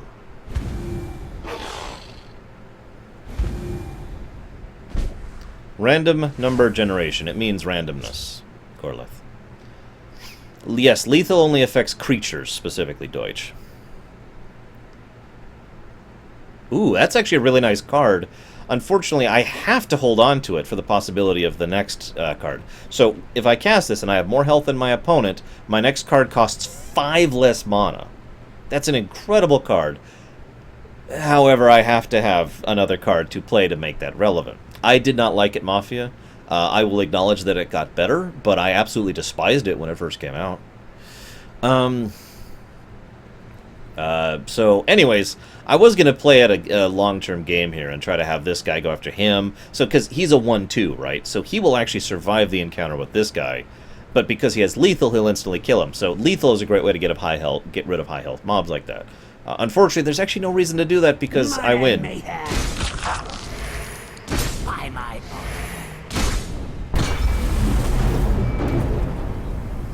Heart of the cards.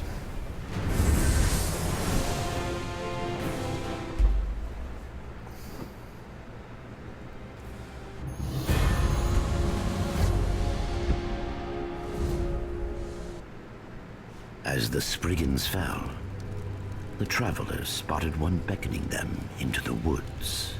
Nag would have followed, but Mother always said this one was too curious. Well. So we can get the Spriggan they were using, which is every time you gain health, the Spriggan gains that much health as power, so good for a healing deck or other healing cards. Or an equipment, which gives something +1/+3 and regenerate. Yeah, no. That's just an amazing card. The adventurers did not trust the creature, and found a treasure it had no doubt hoped to lead them away from. It's a pity. I'm kind of curious what would happen if we followed it, but whatever. Loot and all that. Hey, I got an Argonian bonus. A 2-cost 3/2. Upgrade the guild recruit. I can make him. Okay, so I can make him a. I can add guard to him and prophecy, same cost, or I can make it so that if as soon as I cast it, I draw a card, and if it costs 7 or more, it reduces its cost by 2. I'm gonna go with this one though.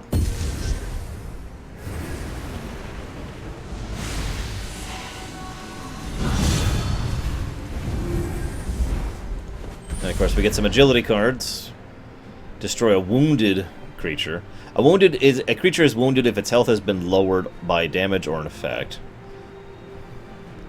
Pilfer. Bonus effect when this damage is the opponent. Oh, okay. So every time I pilfer, I gain +1/+1. That's actually kind of nice. See you around, Shirya. New deck, the Dunmer Avengers. Nobody likes Dunmer. Come on. The cultists had taken refuge in an ancient ruin, only to fall prey to its ferocious new inhabitants. I could use a little help here. Okay. Well, we still need to win one game with this deck in order to get that quest, so we'll do this deck.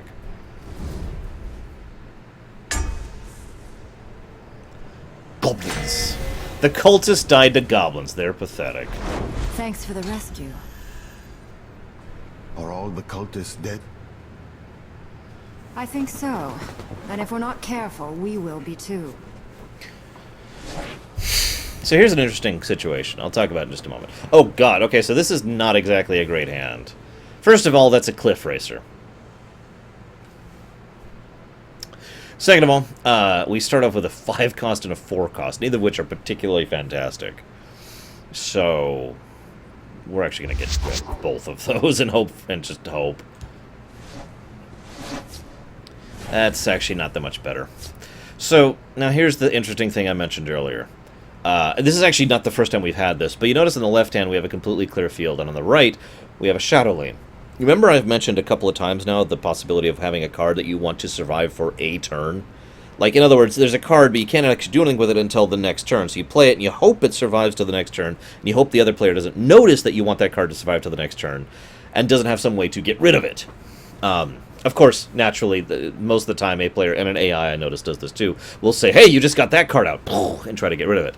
Putting it into the shadow lane puts it into cover, so you can just put it over there into the shadow lane in the efforts of increasing its chance of surviving till the next turn.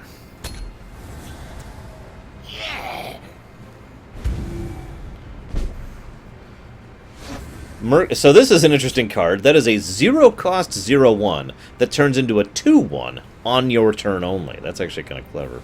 So what do we got? We've got all sorts of garbage and crap.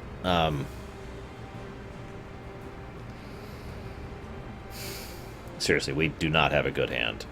We're going to leave him alone. If I fall, the Hist will reclaim me. And do that. Alright, Deutsch.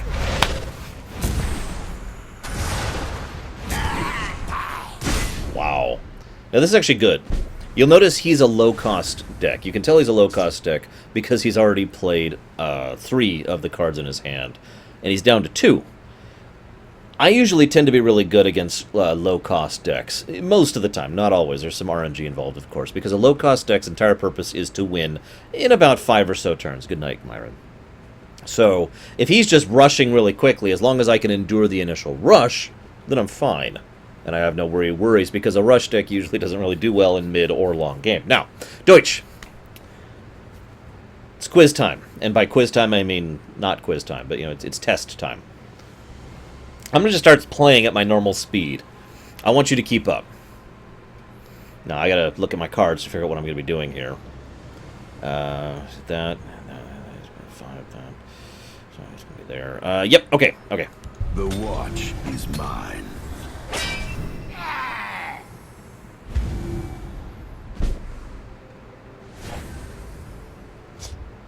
Be careful. These goblins had a powerful chief with them when I first arrived.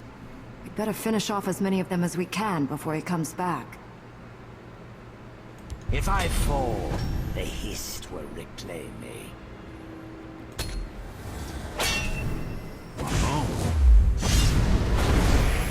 I actually am predicting a loss, by the way.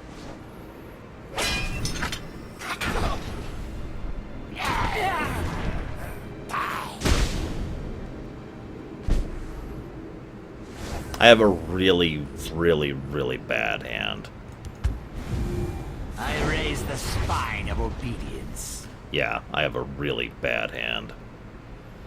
Blood on the chaos take you.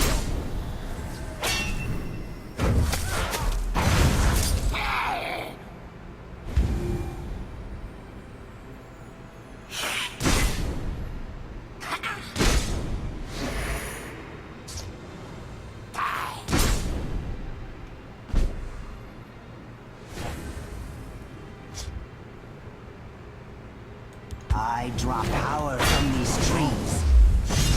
Chaos take you. Mud and mayhem.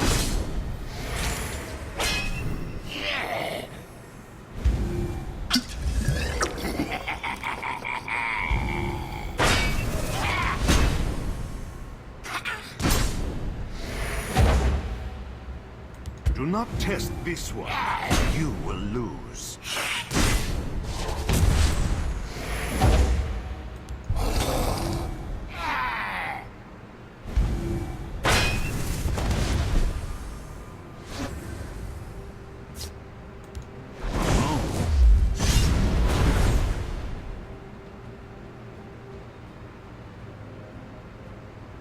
No trouble at all.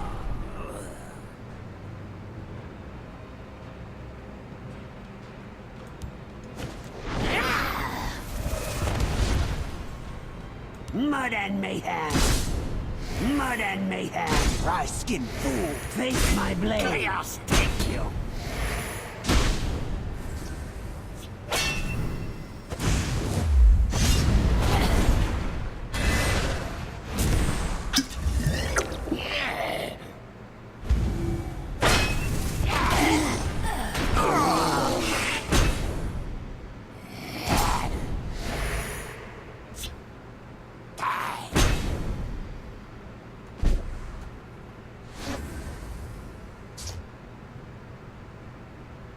Nope, I lose.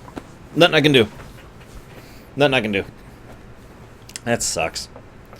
I'll double check these, but I'm like 90% sure this is over. God, these are all terrible cards! Look at that! A 4-cost 4-2, a 4-cost 5-3, no abilities, no nothing. Nah, no, I lose. Let me do a little bit of extra math. Maybe I can pull this out. So that gets rid of 2 there. I have to get rid of all of them.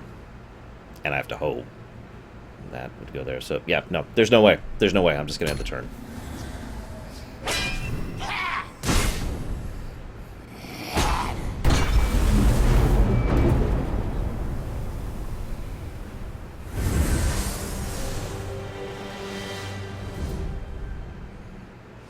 So, take 2. Eh.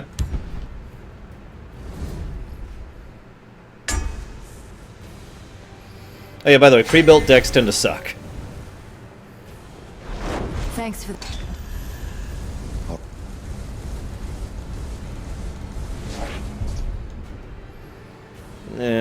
Sure.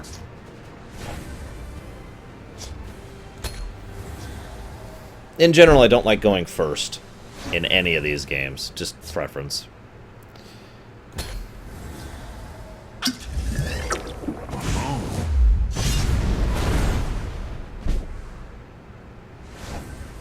Oh my god, really? The forest is my strength and my courage.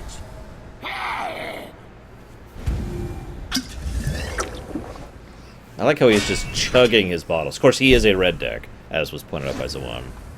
He is a flat-out red deck. Be careful. Shut up!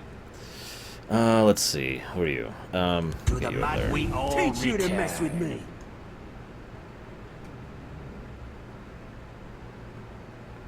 Teach you to mess with me.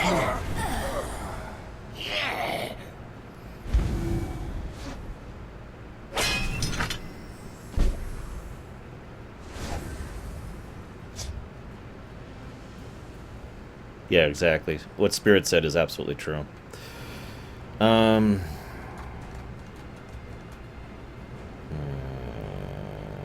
This is the terrible deck. Okay.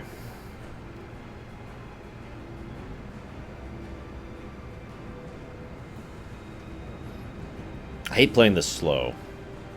I lose my rhythm. The forest is my strength and my courage.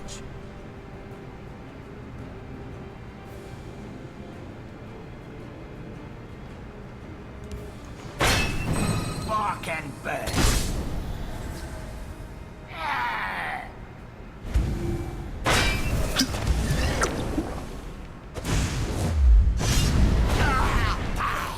Okay, that's a little bad.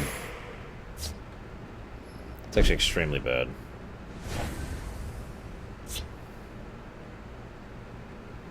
Damn it to hell. Okay. Hey, Metal Civ. I raise the spine of obedience. It's what, the 50th time I've gambled on that one and failed? How many of those does he have? God damn.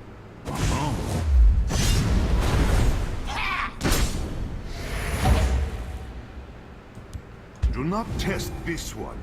You will lose. This is the Argonian deck, Spirit. The one I have a quest for. Trouble at Let me think.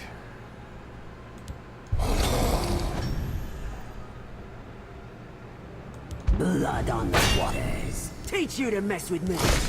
Face my blade.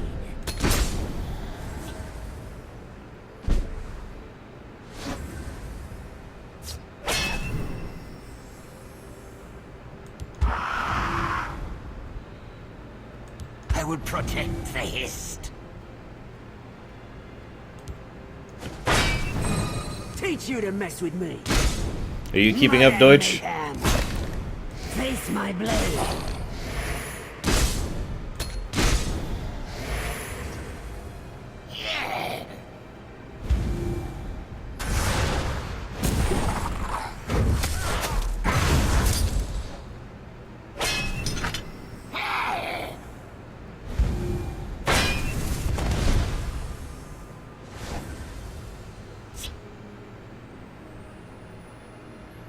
Teach you to mess with me.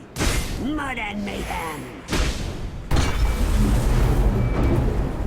Well, fair enough, Deutsch. Ah!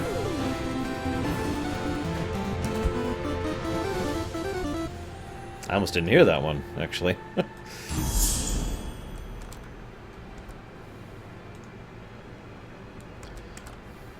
Yay, I got 40 gold.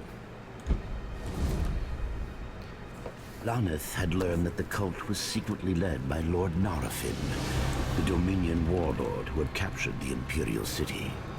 To bring about the prophecy, he intended to sacrifice all of the city's inhabitants. That's Laneth pretty horrible. suggested they seek out the Imperial army, then in exile in Skyrim, and warn the Emperor of Narafin's plot. I'm liking the things here. Little cinematics.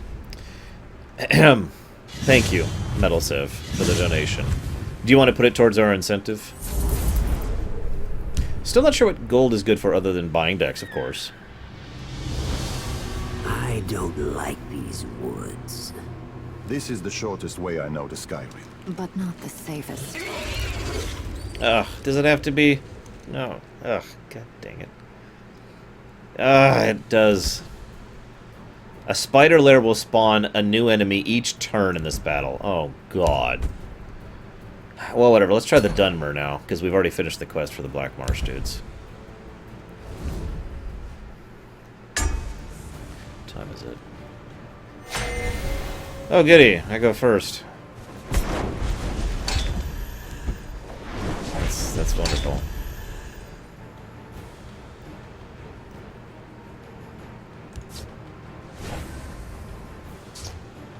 Layer. Deutsch, not layer.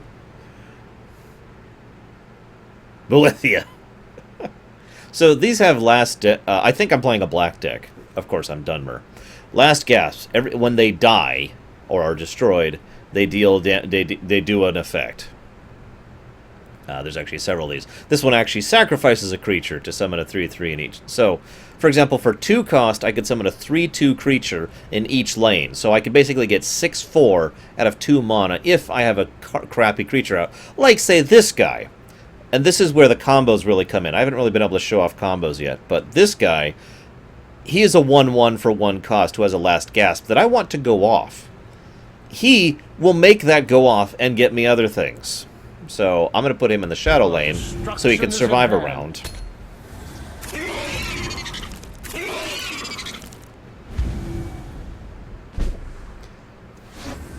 Now I'm going to sacrifice it.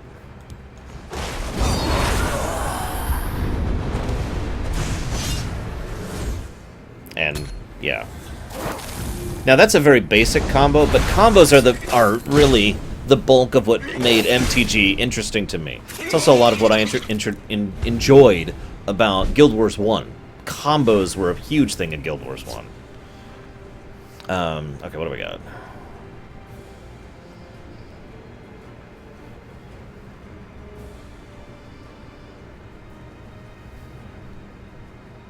I think we'll do this one. They cannot hope to outwit me.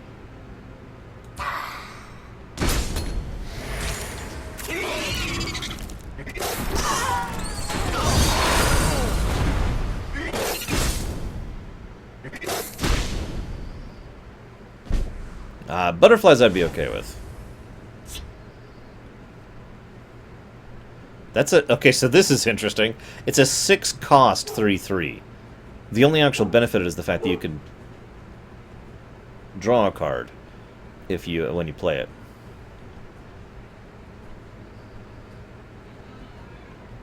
I think we'll put him over there. Is with me. Oh, jeez. This is actually not a particularly good situation right now. It's actually technically divided in 2, Volcanto. 2 lanes. Just our side, their side. So I guess technically you could say that. Oh, hey, a prophecy. A Twilight Werebat. Okay. Ariel, give me strength. Oh my god, the shackles. So yeah, he's just getting a spider every turn regardless of anything, by the way. He just gets that. Like, there's nothing I can do about it. By dawn and dusk, I move as a shadow. So let's try an RNG card. Stands with me. Which doesn't work, of course, because why would it? Games.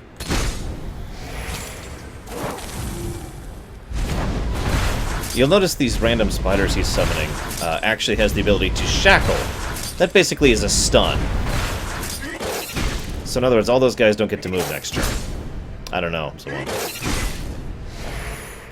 So this is kind of a... he's definitely a white deck. This is a death by 1,000 cuts situation here.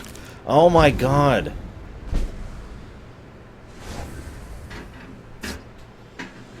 This is insanity. Okay.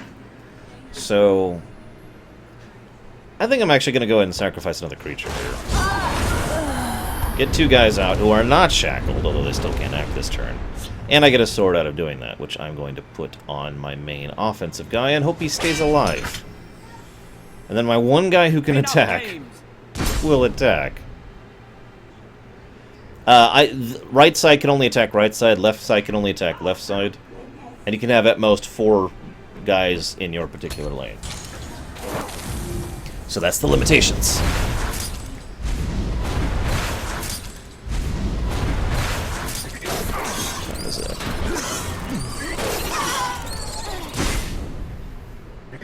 Hey Reximus, welcome back. So the good news is our guy who hits hard has managed to stay alive. Still can't act next turn because they're just non-stop doing this crap. So this is a 6-cost 3/3, which is terrible. If you remember, we actually had a 3-cost thing that did the exact same thing in the other deck. This has a lot of high-cost stuff. We're going to put that up there. And this is, yeah, we're not in a good position, guys. We're probably going to lose this match. Because of that crap. They keep stunning my cards.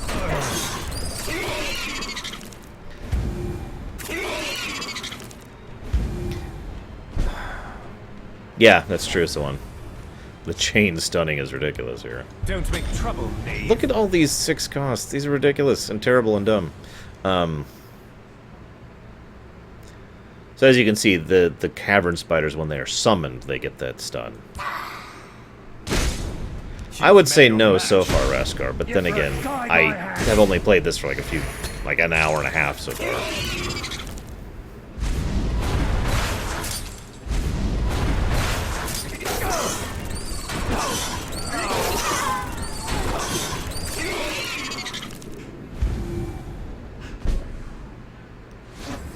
So apparently I've just been informed the difference here is that this thing can actually do 3 damage to anything, whereas the 3 cast can only do damage to the enemy.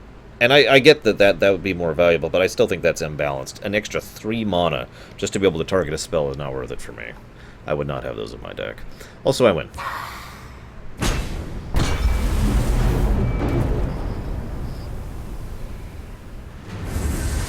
Did Metal ever say he wanted to put it towards the incentive, by the way? I didn't hear anything about that.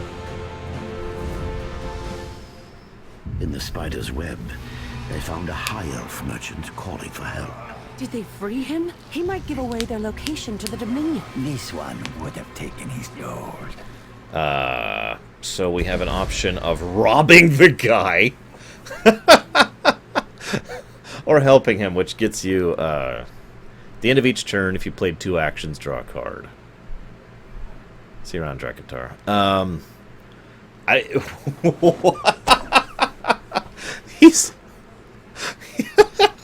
It's a guy trapped in a web around man-eating spiders.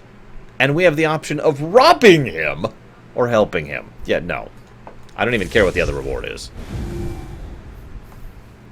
Okay, fine. I'll put it towards the incentive. The travelers would not leave him to die, whatever the risk. There it is. So that's there. Yeah, no kidding, Raskar. Now you notice it's adding them to specific decks. I'm guessing that's going to be more of a thing later on. No one in this tavern knows where the Emperor's forces are camped out. Or maybe the locals just aren't fond of the Imperials. I don't think I'll do that, Volcanto. I would hate to let go of my, let's see here. 103 shelter. And I got a lot of investment already in this shelter, Volcanto. Actually, given the time, we've got time for one more match. Then I got to get going, guys. It's a single battle. So this is a single lane battle with room for 6 creatures. Broken bottles will cause damage at random. I'm liking the effects in each match.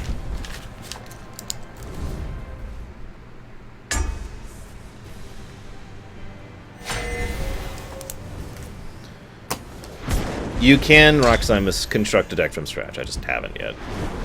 Why are they trying to kill us? Are they assassins? Dominion operatives? They're Nords. This is what we do for fun. Oh god, there it is. The arrow in the knee. Wow, this is a pretty bad hand, actually.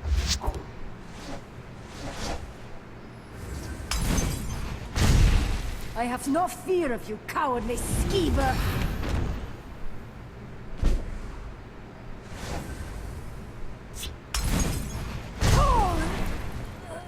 So in a thing like this, having any one-cost things is kind of crummy, unless you happen to have an effect you can get out of them. Your destruction is at hand. For example, he's probably going to get hit, but that's okay, because him getting hit will still do damage. Oh, well, it hit me. That was a 50% chance. Wow, we're getting lucky. How weird is that? We'll By her dawn out. and dusk, I move as a shadow. Time to fight. So that's a 0-cost 1/1 charge, which he just buffed.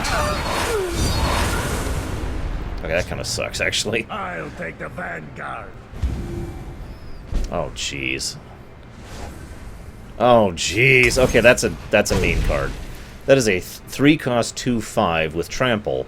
When he takes damage, he gains +2 to his attack.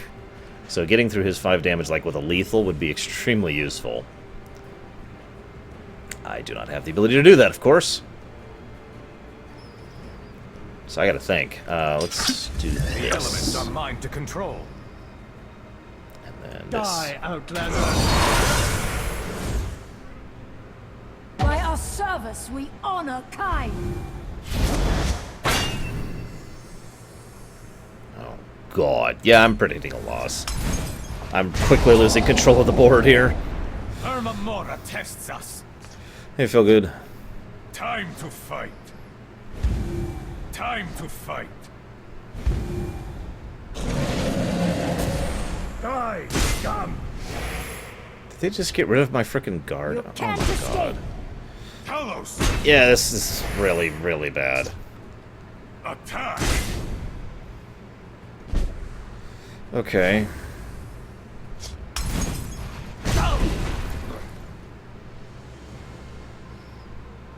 Yeah, this is ultra bad. This is ultra frickin' bad. I need to get a guard This out. day is mine. And get rid of him for the next turn. I've had worse. All too soon. Yeah. Yeah, yes, Raskor. I survived the spiders and died in a Nord brawl, bar fight.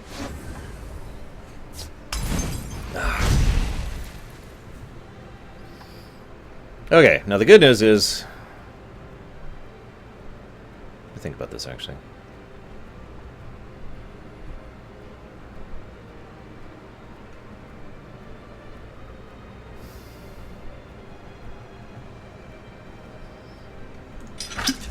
The best protection. The valor of Nerevar is with me.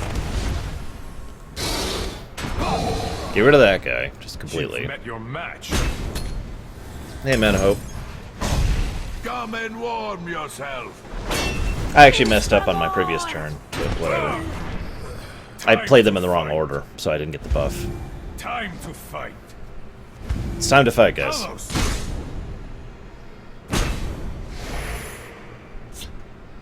This should be good.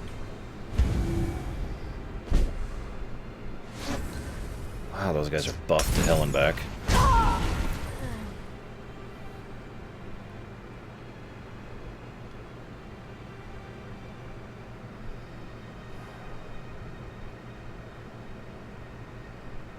Enough game.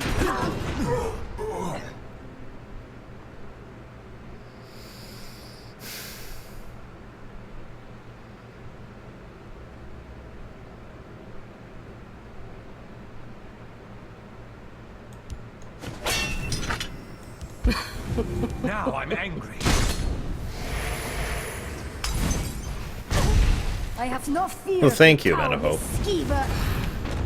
Actually, Spirit, they've already referenced stuff in a lot of different timelines that isn't congruent, so... The day will be ours.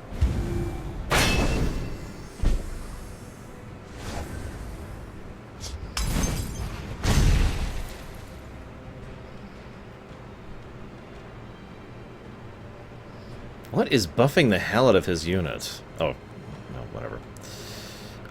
Okay. Okay. This is bad.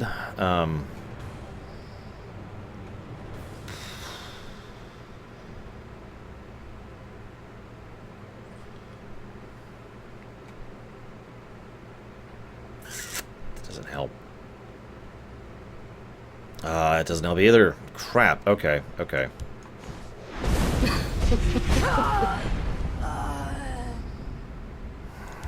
Nope, nope, nip, nip, nip, nip. Looking to make a purchase?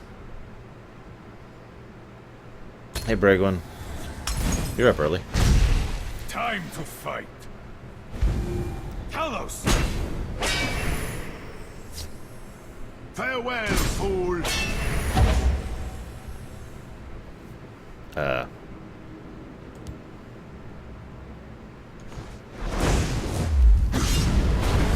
Attack! Spill their blood! Damn it, yep. He was just getting too big too fast. Nothing for it. So, net idea. For a free game, you should absolutely play this.